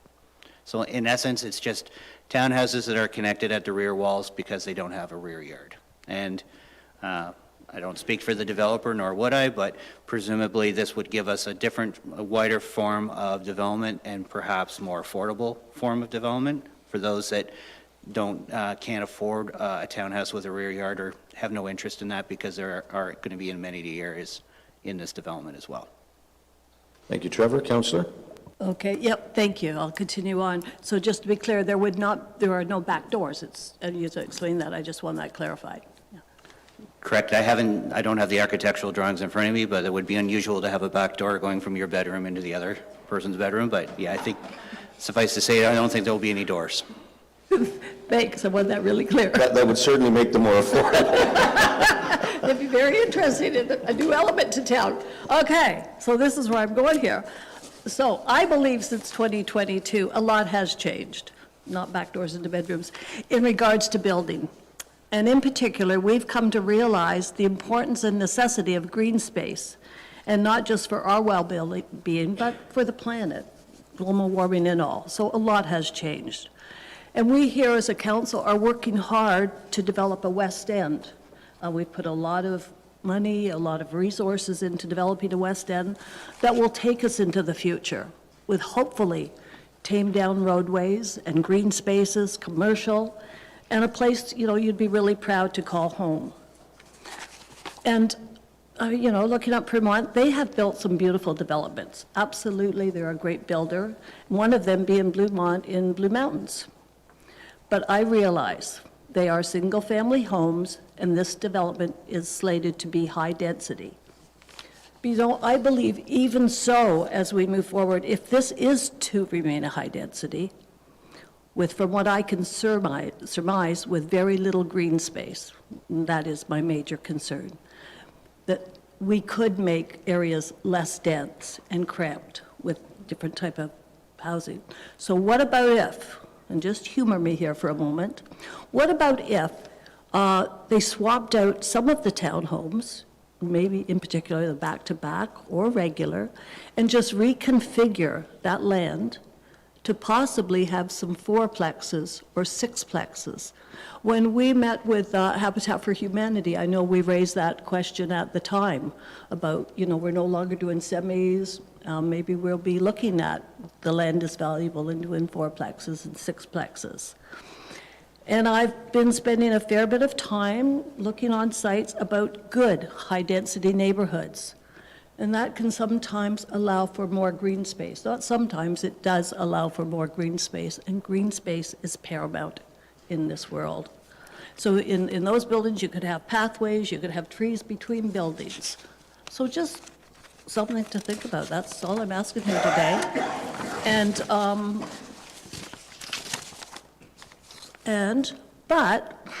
But, there's always another but.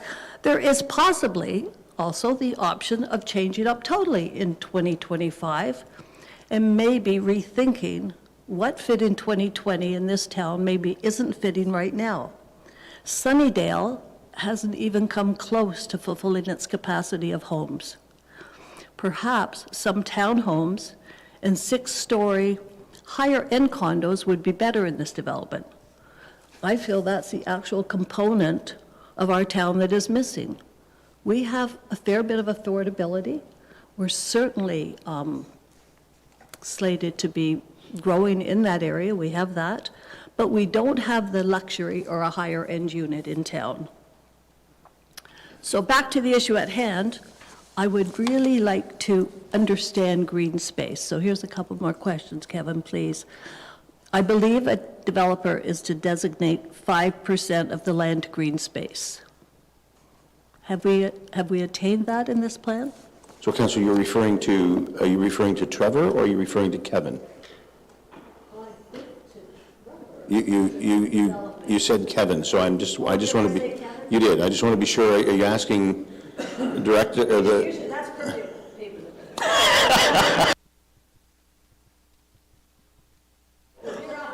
If you just in future put it that way, we'd be clear. So you're asking Trevor. Thank you. Through your worship, if GM Lalonde would like to answer it, he certainly could. To answer Councillor's question, the 5% I think is, I think we're confusing. The 5% is the dedication for parkland, be it either cash in lieu or actual conveyance of property, not to be confused with the landscape open space.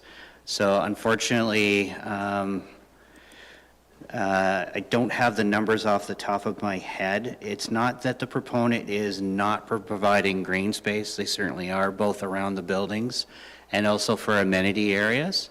I don't know what the precise number is, but it's not that they're going zero. It'll be something more than zero. I don't know if it's 30% or less. That's normally what we look for, is 30%. So the landscape open space is a different number than the 5%, which is the cash in lieu. The one thing I would point out, just for council's information, when you look at the actual official plan amendment, the entirety of the site is now designated for development. Actually, about a half of the development in the center.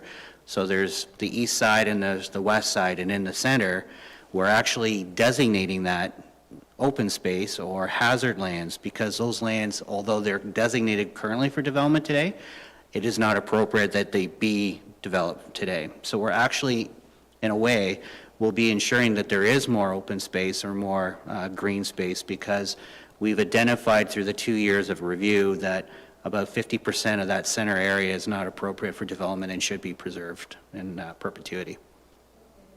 Welcome.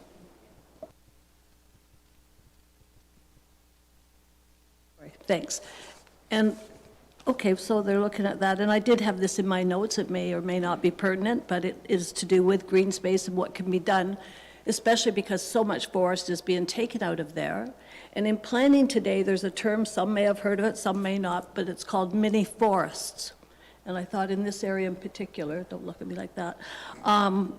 So it's a fairly new concept, but they really take up very little space. They take up about the size of a tennis court or 6 to 7 parking lots. So, you know, I'd just like to put that thought in your head about mini forests in these developments, and this may be the right place to have that.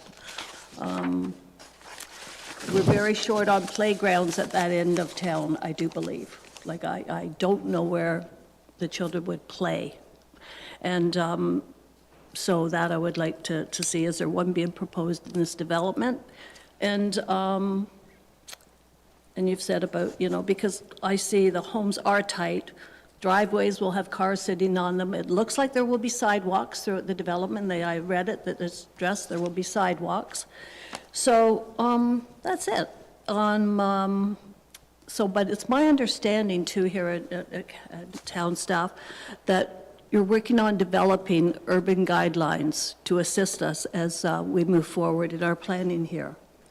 So kind of for that reason today, at this point in time, I've outlined that I feel the development is lacking at this moment, so that's why I can't support this motion today. And those are some of my reasons. So thanks. Thank you, Councillor. Councillor DeLeo? Thank you, through you, Mr. Mayor. This question is for Fire Chief Williams. I'm just curious here, other than the corner lots, if they're back to back, there's no back door, so there's only the front door. Is that not a fire hazard? Like, if there's a fire and the front door is on fire, where are they going to go? Thank you, Councillor DeLeo, and through the chair. So under the Ontario Building Code, residential properties only are required to have one means of egress. So these would comply with the building code. The fire department's perspective obviously is always have two where it's possible. So in the case of these types of structures, you'd be relying on windows as your second means of egress. One more, and that would be, I guess, for Trevor. Trevor, do you know if there's any other local municipalities that have this type of build? I'd like to see it. I've never seen one. Through your worship, obviously I don't know what every other municipality is doing in the area. As I said before, it's maybe a little bit new to us, but I don't think it's new to everybody. Depending on what council's direction is tonight, I can always get back to you through the developer and find other examples of back-to-back townhouses. I'm sure there's many examples. I'm just not aware of any local. Mr. CAO? Yeah, through you, Mr. Mayor. Actually, City of Brampton, this is becoming quite a common typology lately. It's still relatively new in Brampton, but there are many examples that have been built in the city. Yeah, I respect that, but I want local communities. Brampton is a big city. I'm talking about towns. I'm not aware of local, so Yeah, I was just curious how it would Trevor's look. point, it Yeah. is more common in the GTA. I understand, even in Toronto, but I was wondering how it would look in a small community. Right. If the aesthetics would fit in, because here in Wasaga Beach, there's beautiful homes. And then you're going to plop this in there, like how's that? I don't know, I'm just curious. I think the important thing to note is we're not popping this in the middle of an already established neighborhood. And I would just add that we're soon going to see high-rise buildings here, 3, 4, 5, 6 stories. And if we don't allow something because we haven't had it before, we're never going to move forward. You know, I would just comment that, you know, a mini forest, if you will, the size of a tennis court, I call it a bush. And so we can call whatever we want, however we want to call it. But at the end of the day, a bunch of trees the size of a tennis court, in my opinion, will never be a forest. But, you know, we hear this all the time. You know, don't take down the trees to build a school. Don't take down the trees to build more homes. Yet, everywhere we live, someone took trees down so we could have our home where we are. It's called progress, and we can't avoid it. And as a matter of fact, the federal government, the provincial government mandate communities like us and every other community to build more homes. Bill 23. It's really, really clear.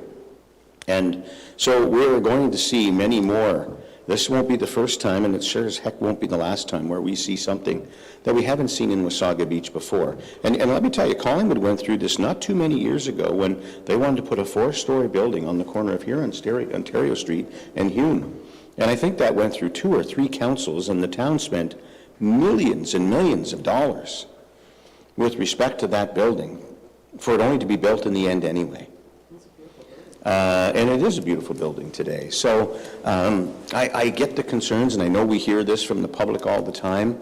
You know, if we don't take down trees, how do we build our high schools? How do we do whatever else it is we do? And here's what I will tell you. I think if you were to take a map and look across this vast province, this vast country, there's a lot more trees and water than there are homes and buildings.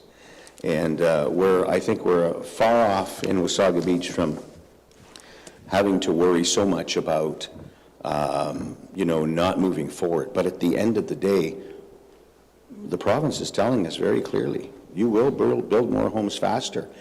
And, you know, Wasaga Beach has always been blamed for, previous councils got blamed for, oh, you just keep building one bungalow after another after another. Why aren't you building semis? Why aren't you building townhouses so you're not taking up so much land? Well, then we do that and we say, yeah, but why aren't we doing this or that? So when does it end? And what we know is that we have a mandate by the province and the federal government to build more homes faster. They're making changes to legislation all the time to make sure that gets done, and we just happen to be one of the fastest growing communities in the country. Why? Because we're the most beautiful community in the country, and people want to be here. So I'm always perplexed when people say, don't tear down that tree. And it's usually because that tree's in their backyard. If it's down the road, they don't care about it. Councillor Belanger? Yes, through the mayor, just to build on that, I guess, is I have two concerns I look at is, A, we're a very fast-growing community, and we do have a lot of single-detached and semis. And the people that are moving into those homes are going to want to have service. They're going to want to go to restaurants, they're going to want to go to grocery stores, and all of those businesses need to hire employees. And oftentimes those are in moderate-paying jobs. And those people that hold those jobs need to also have a place to live. And like you, when I first saw the density of this, the first thing is, corporate greed. But the reality is, if more green space means more cost. If you put less units on the land, the cost goes up. So if we look at the strategic position of this property, it's ideal for high density. We're creating a lot of decent jobs in that area. Even some people might not be able to afford a home and a car. They're going to be able to walk to some jobs from there, good paying jobs. So my biggest concern is let's make sure that we have a complete community that is building housing for everyone, not just the boomers that are selling expensive homes in Toronto and coming to Wasaga Beach. We need to build homes for everyone, and we're going to need a lot of people to service this new growing population in Wasaga Beach. So again, I think the location is good. Hopefully, to Trevor's point, these back-to-back homes will be more affordable, and they'll allow people to get into the market that otherwise wouldn't be able to get into the market, and hopefully they'll be close to these new jobs we're creating. Thank you. Thank you, Councillor. Councillor Timms. Thank you, Your Worship. My first thought when I looked at this back then at the public meeting was that it is a very urban application, and I can definitely see it in urban centers where, your green space is the public park and your kitchen is the local restaurant. This is something that we keep talking about, single family, but what are the amenities for children and the spaces that are available? And that kind of concerns me, and just because we haven't done it before doesn't mean we can't do it, but when things do not really fit as well as we like into our well-established neighborhoods, with the new bill in place, what control does the town or council have in making opinion about that? So that's kind of a question for Trevor. But I also want to say one thing that really jumped out at me when I read the public comments from the last time was someone asked our former Director of Planning, Doug Herron, about the zoning bylaw provisions require 30% of the lot to be landscaped, and at the time the developer was proposing 0% landscaping and 100% coverage for the back-to-back townhouses where there would be no rear yard.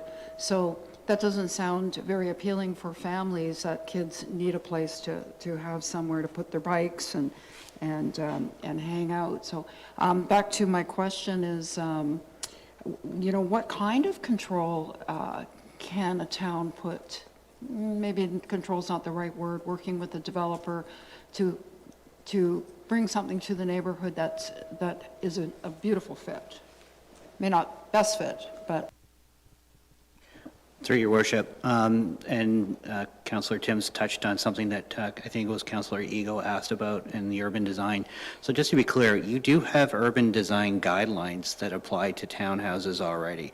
So the work that we're going to be working with Katie, our landscape architect, on urban design guidelines townwide, that's an augmentation or an expansion to what we already have. So suffice to say, you do have urban design guidelines, and that will be a condition of draft plan approval. And just to reiterate, this is just the official plan today. It's not the zoning bylaw or the conditions of draft plan approval. So you do have guidelines, and you do have the mechanisms through the Planning Act, specifically the conditions of draft plan approval, to make sure that at the end of the day, you as a council are satisfied with the looks of the building. Just a couple of other comments I had. There was a discussion about if these lands go to townhouses, then maybe it precludes other types of forms of development, like 3 or 4 story buildings being built. Don't forget that this is just part of the growth strategic area. There's other lands on the opposite side of Lions Court, which is the DAS lands, and others, which will be, we think, depending on your decision, mixed-use commercial, which we already have those developers anecdotally thinking about coming in for 5, 6-story buildings of apartment buildings. So to suggest that that this will not be, or this could preclude other developments occurring of that type, that's not true, because the strategic growth area will already have in place those permissions elsewhere. And this, I think, if I may, is, we said in the report, this is the emerging Sunset strategic growth area. Emerging. We haven't got, it's not like the downtown. We have to start somewhere. And if this development is the catalyst to help create a larger complete community, which will be in the strategic growth area of Sunset, then I don't see this not helping towards getting us some more retail and service things that maybe we're lacking in this area. Just to, not to harp on the mini forest, but just to reiterate, there are 2 areas in both of these subdivisions that have amenity areas, so it's not outside the realm of possibility that when the developer comes back for conditions of draft plan approval, they can potentially have what Councillor Eagle's asking about with a mini forest, because there are amenity spaces, and those amenity spaces are for the community, including those that have children. And also, not all the townhouses are back to back. It's a 40% or 43% in the east end. The west end is about 56%.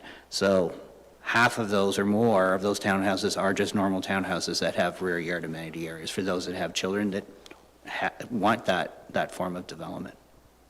I don't know if that was a rambling response or not, but that's what I got. That's great. Thank you very much, Trevor. Deputy Mayor Snell. Thank you, Your Worship. Great conversation. Can you clarify the EP lands, or I guess they're not EP, but the lands in the center, it's quite a large area. It's currently forested. Is it going to remain forested, for one? And for two, when you say that to perpetuity, does that mean it's locked in forever, or do they have the option of coming back to future councils and ask for a rezoning? Through your worship, so some of those trees will be kept. Some of the trees will not be kept, and the reason that some of the trees will not be kept, don't forget, there's a channelization that has to occur, not only for this development, but potentially for the Bay Sands subdivision that exists to the south. So there will be some channelization, which will necessitate some removal of the trees. But not all the trees will be removed. And also, if I believe if you read the staff report, the Conservation Authority was going to be requiring them to either do some compensation or some additional landscaping within that heritage block to make sure that there's no impacts from the proposed development and that of the channelization. So will the trees be removed? Yes, the trees will be removed, but not all the trees will be removed in that natural heritage block. Thank you for that clarification, because, you know, that will create a nice feature for this community, for this neighborhood in particular, to have that forest bed, or at least a green growth area. My concern more so, and I brought this up when it first came forward to council, is that, you know, like you look at this winter in particular, we had such a crazy amount of snow. Like, this was an original Canadian winter. And even myself with a 50-foot lot, 4-car driveway, the sides were so high you couldn't even get your shovel up and over. So, you know, realistically, how do we manage in micro space communities like this if we get a traditional Canadian winter? For one question, please. Through your worship, so if you were to zoom in the site plan drawings, you'll see areas scattered throughout the proposal where there are snow storage areas specifically set aside for the snow storage. And then, sorry, Trevor, can we pull that up, Chris, please?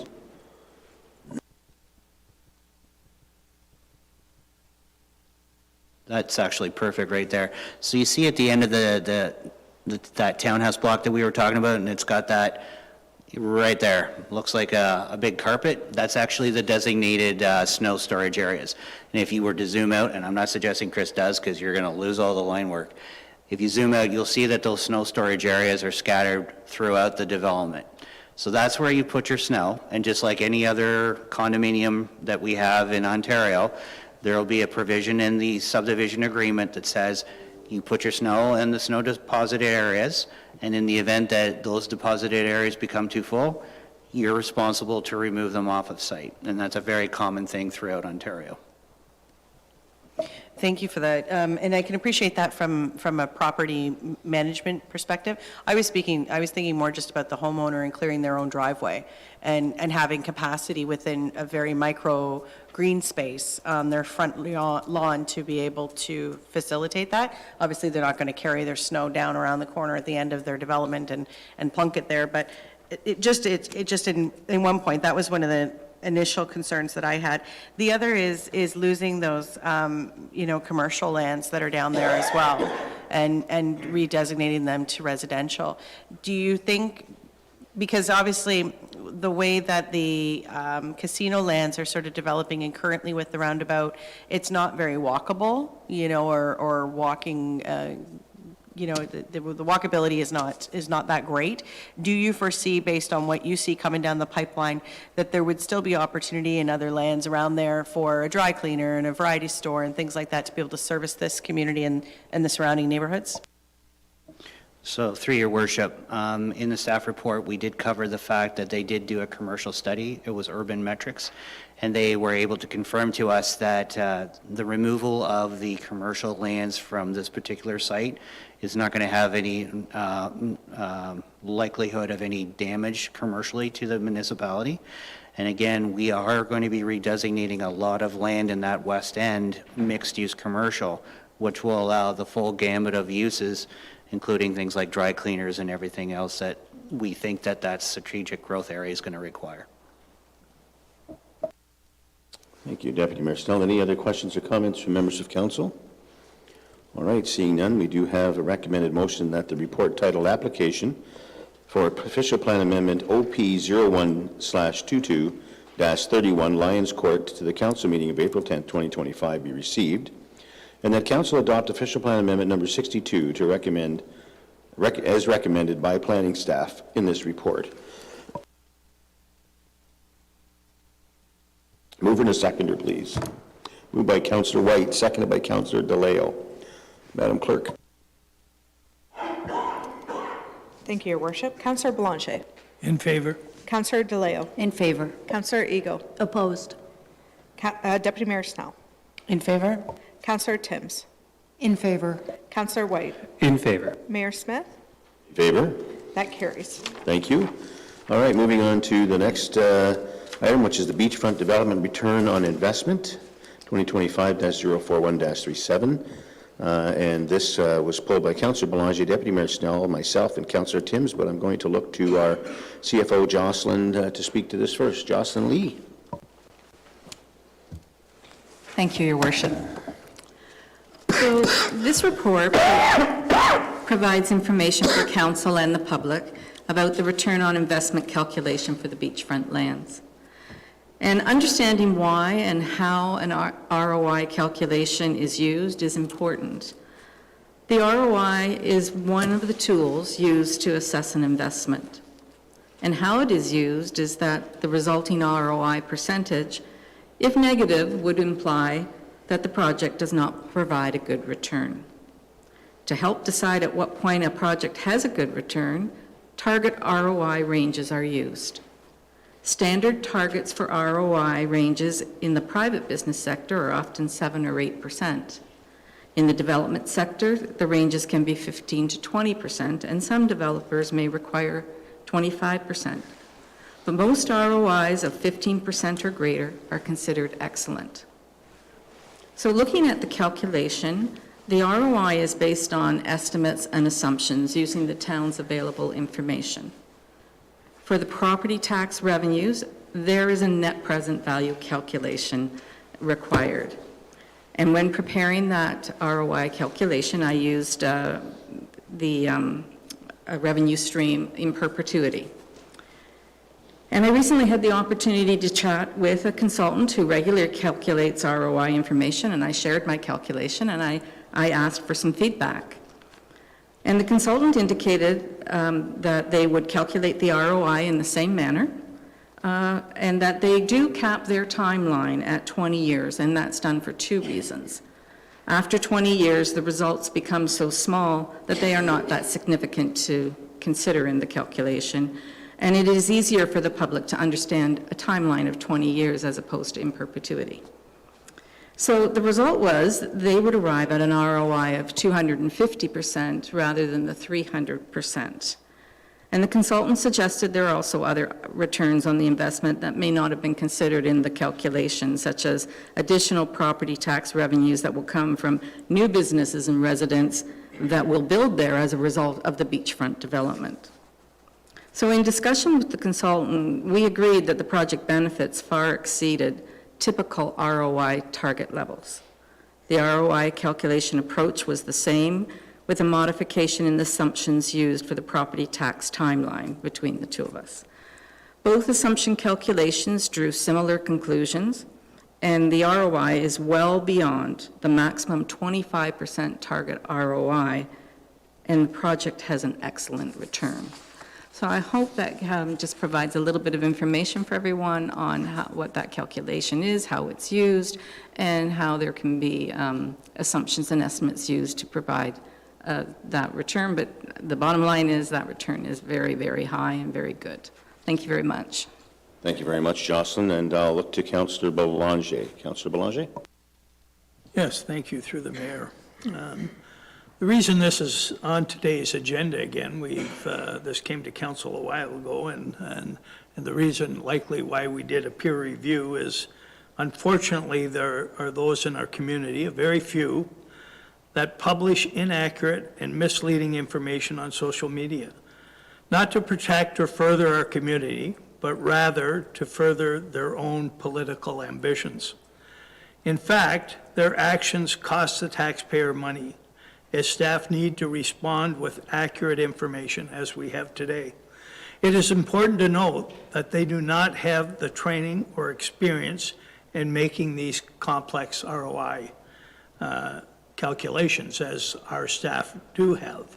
The general public and some of the comments made on social media, or certainly by anyone's assessment, amateurs in these kind of calculations. I am quite certain that if this council were to find the cure for cancer, these same individuals would be screaming that we put a researcher out of business, that put them out of a job. I have now been on council more than 10 years, and what this council has been able to accomplish in the previous 2 years in concert with our excellent town team is unprecedented and impressive, and includes securing $131 million in provincial funding to improve our community. The benefits to our community are many, our future is bright, and the majority of residents I speak to just say, keep it going and get it done. Thank you. Thank you, Councillor Belanger. Deputy Mayor Snell. Thank you, Your Worship, through you. I was going to say very similar points to Councillor Belanger's point, especially in regards to cost. Obviously, there's been a fair bit of time. I understand the peer review came at no financial cost to our taxpayers, but what would be your guesstimate, Jocelyn, in terms of yourself and your team, that in terms of hours that you've spent responding to one individual's questions, which is great. We want people to ask questions. But when they're shown the answer and then still continue to pursue, I'm just curious, how much time have you invested in this? Through your worship, I would have spent probably a good 5-7 hours originally gathering data and reviewing calculations and putting that together. I then spent probably another 4 hours or more, maybe more, I'm not sure, possibly a day, when I was responding, because I wanted to go back through all the information again and then draft an email that I felt was appropriate and would give enough information. I think the question was valid. It's a very, very good ROI, so I think the question's valid. So I spent that time to try and provide that information that would give the confidence to the person asking the question that the information was there and they could work with it. After that, they again asked for more detailed information. At that point, I was busy closing the year end and conveyed that I did not have time to respond that quickly. And I figured at this point, with what had been there in the social media, it's in the public's best interest if I just respond through a report and provide all the information for everyone to receive the message the same way. So again, there was time spent on writing this staff report, and I'll be honest with you, it's probably in the neighborhood of 20, 25 hours, somewhere in there. Most of this time is my own time, some of it's company time, but generally I'm so busy, I do these after hours on my own time. Thank you. That's disheartening to hear, but thank you for your commitment, excuse me, to sharing accurate information and to the residents of this community. And I hope, going forward, in my opinion anyways, no further time should be spent on this. You've exhausted it and shared everything as transparently as we possibly can. And, I get it, it's a big number, like you say, of an ROI, but how blessed are we that this deal was able to be struck to get these types of projected results. So I'm glad to see the issue be put to bed for finality. Thank you, Deputy Mayor Snell. Councillor Timms. Thank you, Your Worship. I think everything I have to add has already been said, and just want to say it's such a good news story, and it's very exciting, and thank you for your hard work. And it's a shame that you have to work on your own time, because I know you have a heavy load. Thank you. Thank you, Councillor Timms. Any other questions or comments? Seeing none, I would just echo what everyone has said already. And, thank you, Jocelyn, first of all, for doing whatever it takes to get the job done. And we find that with you and with the rest of our staff that that's just what happens. The good folks of Wasaga Beach, for the most part, have no idea how much work gets done in the walls of these buildings in a day, a week, a month, and a year. I had no idea prior to becoming a mayor that, it's just never ending. And there's often days and times where it's daunting and it's almost overwhelming. Yet our staff continue to plug along and get it done. We're a very lean community. As I've said many times before, we're some 80 employees short of other municipalities are of our size. That doesn't mean, don't panic, we're not going out tomorrow and hire 80 people. But what it does mean is that the people we have, the great people that we have, are working. And they're working hard. And I couldn't be more proud as the mayor of the team at this municipality. So kudos to you, your team, and to everybody else. I agree with Deputy Mayor Snell. I don't think we need to spend another second on this. There are folks, as I said earlier today, that are, and not about everything, but about many different things, who are just not going to agree or aren't going to be happy with what's happening. That's life. That's the way it is. And we make tough decisions. But I'm confident this council is a community-first council. We are committed to doing great things to move our community forward. I am out in the community all the time. I talk to people all the time. I have a cold again. I have a cold, it seems like, every other month because you're kissing babies and shaking hands. And some people say, how dare you kiss a baby? I love kissing a baby, so it is what it is. But, and so this is part of what comes with the job, and I'm not complaining. I wouldn't trade it for the world. But I hear the same thing. Very, very rarely do I have someone come up and tear a strip off me. I have people who come up and say, can you explain this a little more, that a little more? But for the most part, I hear people say nothing but, keep going, keep moving forward. We've got to grow. And, it brings me back to questions earlier today about, are we going to have more businesses in these areas and that area? And here's what I want to caution council and the public about. We've got a lot of businesses in this community already. And a lot of businesses in this community that need, quite frankly, more residents in order to support their business so as that they can be successful. And that doesn't mean we're not going to have more areas where, that are commercial. We absolutely will, because we want it to be convenient. But, you know, when we look at downtown or we look at the beachfront, we've said it, I don't know how many times, it really is about bums and beds. Because without bums and beds, we don't have a strong, vibrant business community. And without a strong, vibrant business community, we end up having to make choices that we don't necessarily want to make, and that is to go to other communities and spend our money. I don't know about you, but I want to spend my money here, and I want to support the businesses here as much as I possibly can. And so the more the better. When we look at what we have done in the first 2 years and what is coming with 2 high schools, a hot dog sales barn, and some other things to come down the pipe, we are going to be well over 1,000 new, well-paying jobs in our community. And what does that mean? For 1,000 well-paying jobs in our community, it means that there will be another 1,000 or more jobs that will either be saved or will be created in our community, because more people will come, will live here, will visit here, and will spend their money here. And as much as I hate to tie everything down to the almighty dollar, it's what the world turns on. And I ask you, I go out and ask any business in Wasaga Beach, none of them will tell you that they don't need any more customers. That's for sure. So we need to be cognizant of that. So again, I can't say enough good about our staff, and you know, I'm not going to get into the politics of it, except, you know, what I'll say is you can't just parachute yourself in and make yourself an economist. Our staff are well-trained and do their job and do it very well. And there's one thing I can tell you about our CFO, and I would, I don't want to embarrass her, so I won't ask for a show of hands, but boy, oh boy, when it comes to spending money, Jocelyn Lee is a tough cookie. It's a tough cookie jar to open, let me tell you. You got to have a really good case.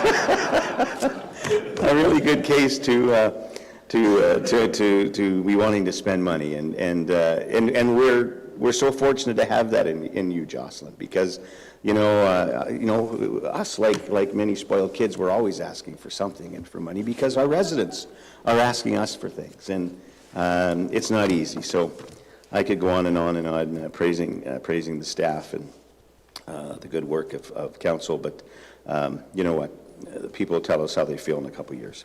So we do have, if there's no other questions or comments on this matter, seeing none, we do have a motion that the report titled Beachfront Redevelopment Return on Investment to the council meeting of April 10th, 2024 be received for information. The only thing I'll add is that, again, you know, when we look at the beachfront and properties that this town has purchased, it was never purchased and it was never about the money. It was about gaining control. Taking back control and being able to finally develop and move our community forward. We just did the same thing with 304 Main Street. It's not about the money. It's about doing what's right and best to move our community forward. I've read the motion. Could I have a mover and a seconder, please? Moved by Deputy Mayor Snell, seconded by Councillor Belanger. Madam Clerk? Thank you, Your Worship. Councillor Belanger. In favor. Councillor DeLeo. In favor. Councillor Ego. In favor. Deputy Mayor Snell. In favor. Councillor Timms. In favor. Councillor White. 300% in favor. Mayor Smith. In favor. Carries unanimously. Thank you very much, Madam Clerk. And moving on to the next item, which is the 2024 fiscal year-end report. And this was pulled by Deputy Mayor Snell, but I'll ask our CFO, Jocelyn Lee, to speak to this as well. Jocelyn? Thank you again, Your Worship. I'll give you just a bit of an overview then for this report. The 2024 year-end preliminary report has two purposes.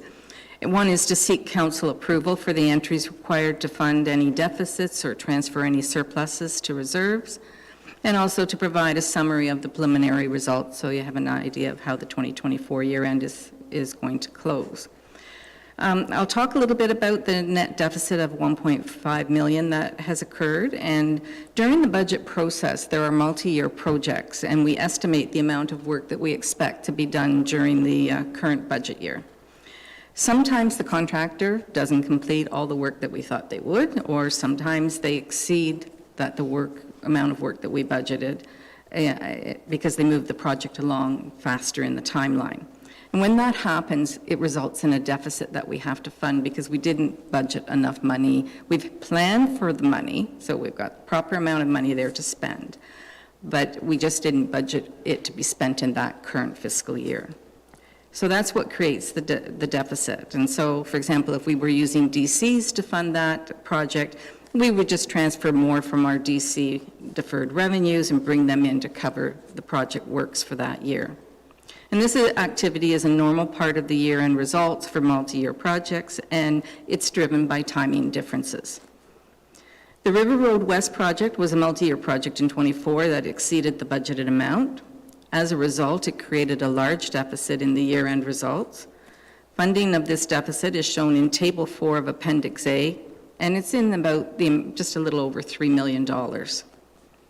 And there was another large multi-year project, the TPAL. It also created a deficit to be funded because we thought that project would end in 2023, and when we were closing the budget for '24, we hadn't again budgeted for that project to happen in '24, yet it carried over. So we had to fund it. Again, it's part of the budgeted amount that we were expecting to spend. It's just which year does it fall into. And that also is shown in Table 4 of Appendix A. And then on the other side, we have surpluses that occur each year. Generally, they occur each year.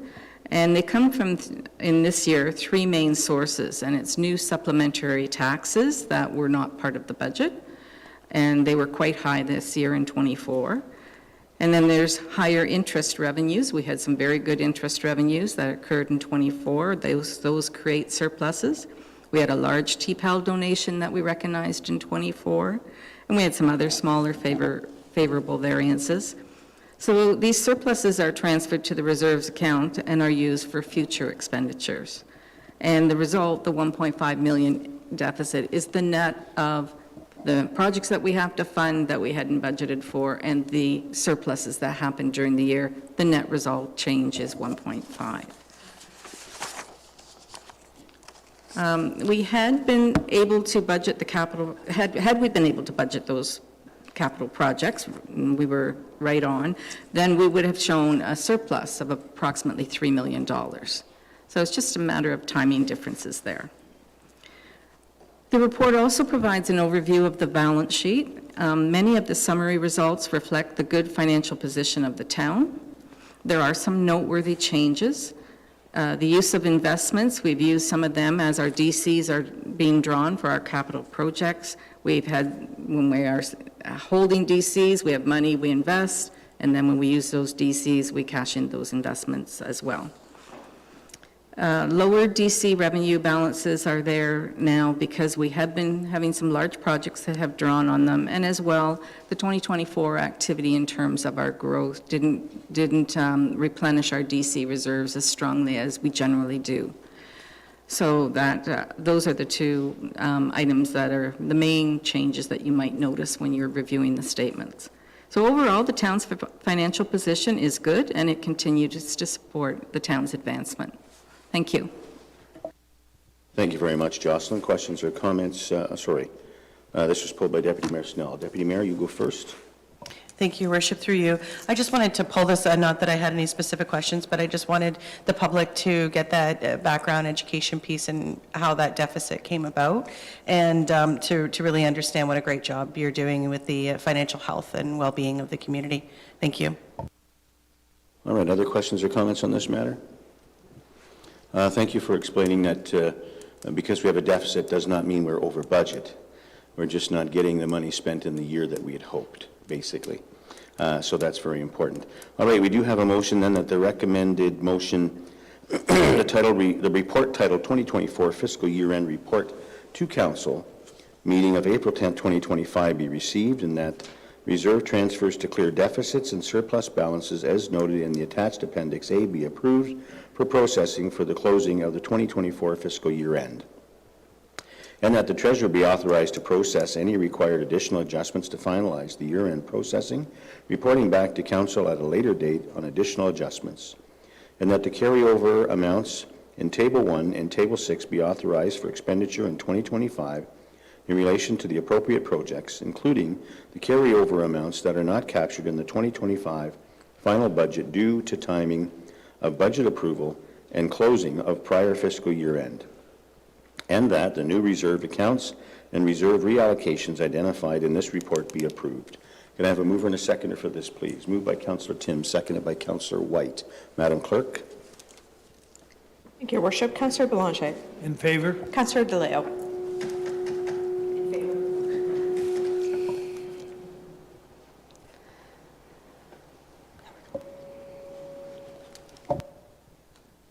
In favor. Councillor Eagle. In favor. Deputy Mayor Snell. In favor? Councillor Timms. In favor? Councillor White. In favor. Mayor Smith. In favor? Carries unanimously. Thank you very much, Madam Clerk. And now moving on to item number 14, recommendations arising from boards and committees. And we do have a recommended motion that the report titled Accessibility Advisory Committee Logo Redesign to the council meeting of April 10, 2025 be received, and that the Accessible Advisory Committee recommend that council approve the redesign of a committee logo which will be used on promotional materials for the committee and on a new flag to be flown during Accessible Awareness Week held every year, and that staff be directed to bring forward to committee branding policy to council for consideration to provide criteria for future requests. And I see that Barbara is here to speak if we have any questions on this. Did you want to speak to this, Barbara? Thank you, Your Worship. As committee liaison on behalf of the Accessibility Advisory Committee, I've brought forward a report requesting the redesign of the Accessibility Committee logo. The Accessibility for Ontarians with Disabilities Act was established setting out processes for developing, implementing, enforcing accessibility standards across Ontario, with the goal to become barrier-free by 2025. The Act also requires municipality to establish an Accessibility Advisory Committee. With the establishment of the committee in 2005, a logo together with a flag was created.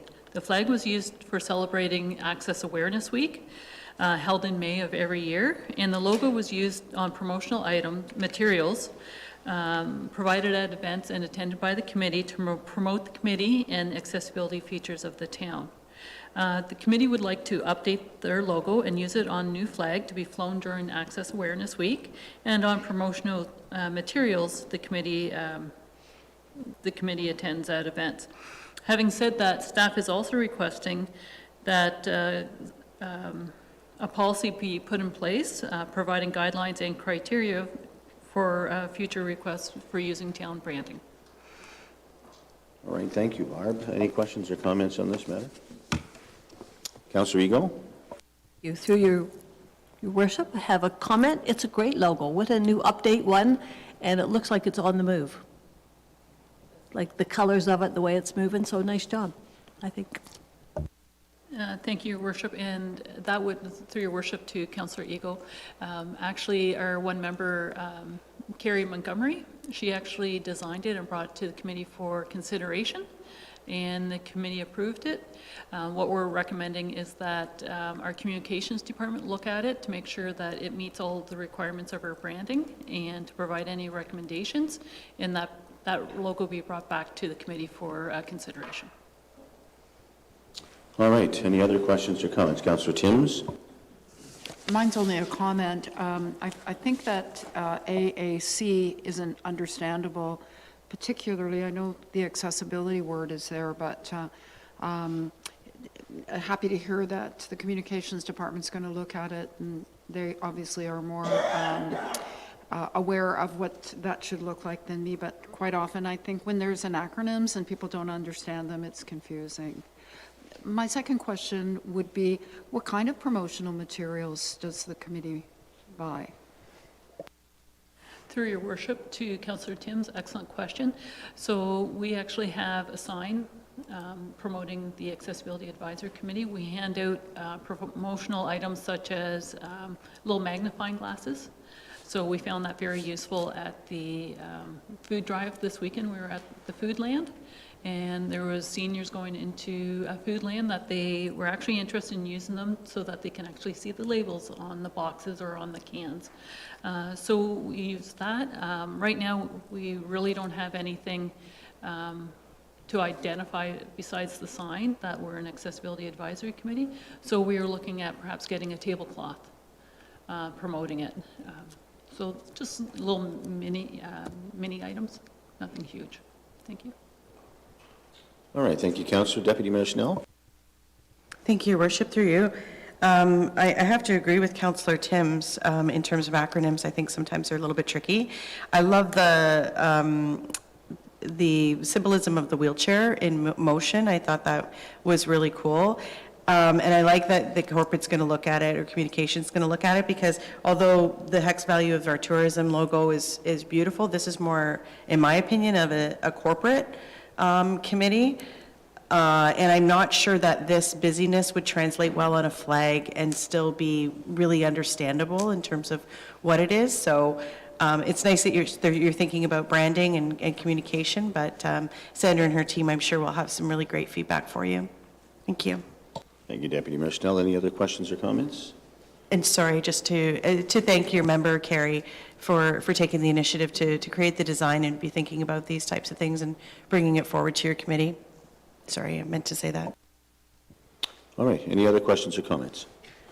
Seeing none, we have the recommended motion that the report titled Accessibility Advisory Committee Logo Redesign to Council Meeting of April 10th, 2025 be received, and that the Accessible Advisory Committee recommends that Council approve the redesign of the committee logo, which will be used on promotional materials for the committee on a new flag to be flown during Access Awareness Week held every year, and that staff be directed to bring forward the committee branding policy to Council for consideration to provide criteria for future requests. Could I have a mover and a seconder, please? Moved by Councillor White, seconded by Councillor Bull. Councillor, go ahead. During the discussion, a couple of times it said it was going to be reviewed by our communication department. Should council be approving it prior to that review? It says that staff be directed to bring forward a committee branding policy to Council for consideration. I'm assuming within that policy is going to be them reviewing that flag, correct, or that design? Through your worship, those are two separate items. So what we're looking at is we're looking at getting the logo approved for the accessibility committee. So basically what we could do is, if we'd like to change it, you can actually say it could be referred to our communications department for review, and then the final logo come back to council for approval. We could say that. And then what we're also looking at is, because there's a number of committees out there, the accessibility is a legislative committee, and to promote the accessibility, we have other committees out there also, and that perhaps what we need to do is put an actual committee branding policy in place. So it's two-part. Okay, so then I think what we need is an amendment to this motion. I'm not sure we have to create a new motion, but I think we need an amendment to this motion then, clearly indicating that this should be reviewed first by communications and then brought back to council, along with a new branding policy.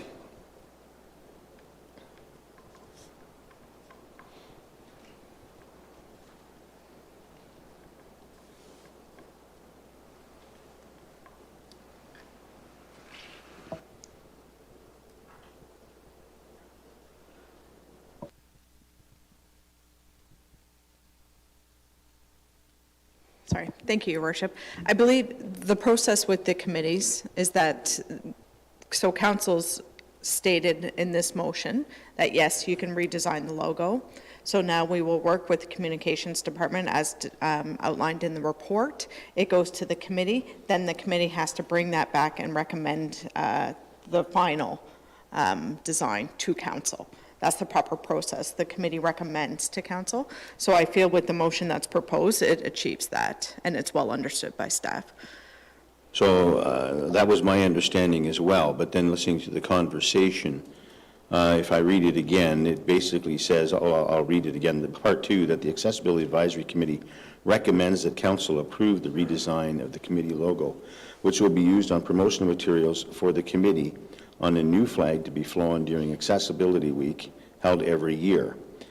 And that. So what this is saying, I guess, if I read, tie it just to number two of the three, that we are going to be approving that particular flag and that particular logo that's been presented in the picture here, where what we want to have happen is that communications first looks at that and then brings it back to us. So I guess the best thing would be just to refer this back. So if we want communications to look at that, we'll need someone here to suggest a referral, refer it back to staff, or will we just amend the motion, Madam Clerk? I think a referral back to staff is appropriate. Members of council are in agreement with that. Could I have a mover for a referral? Moved by Deputy Mayor Snell, second by Councillor White. And it's a referral, so we don't need a recorded vote on this. All in favor? Carries unanimously. All right, and thank you very much, Barb. Okay, moving on to item number 15, council requests for staff reports. You've seen the list of reports attached. Any questions or comments on the staff reports from council? All right, seeing none, moving on to item number 16 is notice of motion. We have none. And item number 17 is closed session, and pursuant to the Municipal Act 2001 as amended, the next portion of the April 10th, 2025 council meeting will move into closed session to consider the following matters. 17.1, disclosure of, following matters. Do you have those matters? They're not on my page. Thank you, Your Worship. They're listed as 17.3.1, public conduct, 17.3.2, proposed disposition acquisition of lands, and it now includes the item that council voted on earlier in the meeting, 17.3.3, a litigation matter. All right, you've heard that. Can I have a mover and a seconder, please? Moved by Councillor DeLeo, seconded by Councillor Ego. All in favor? That carries unanimously. We'll now go into closed session.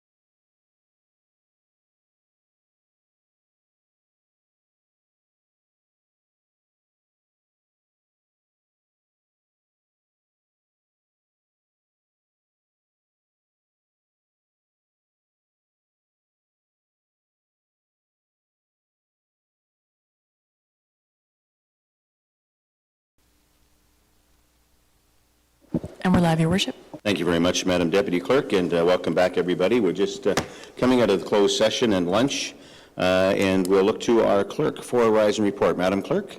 Thank you, Your Worship. Council entered closed session on April 10th, 2025 at 2:50 p.m. to hear the following matters. Item 17.3.1, public conduct in accordance with Section 239(2)B and 239(2)E of the Municipal Act. Item 17.3.2, proposed or pending acquisition or disposition of land in accordance with Section 239(2)C and 239(2)K of the Act. And item 17.3.3, litigation in accordance with Section 239(2)E of the Municipal Act. As a result of those discussions, staff direction was provided in accordance with the Municipal Act. Thank you, Your Worship. Thank you very much, Madam Clerk. And now we go to item number 19, which is bylaws, and we have a bylaw that the following bylaws be received and have been deemed to be read a first, second, and third time, and finally passed. Could I have a mover and a seconder for bylaws, please? Councillor DeLeo and Deputy Mayor Snell, all in favor? That carries unanimously. And having done that, this meeting is now adjourned. Have a good afternoon, everybody.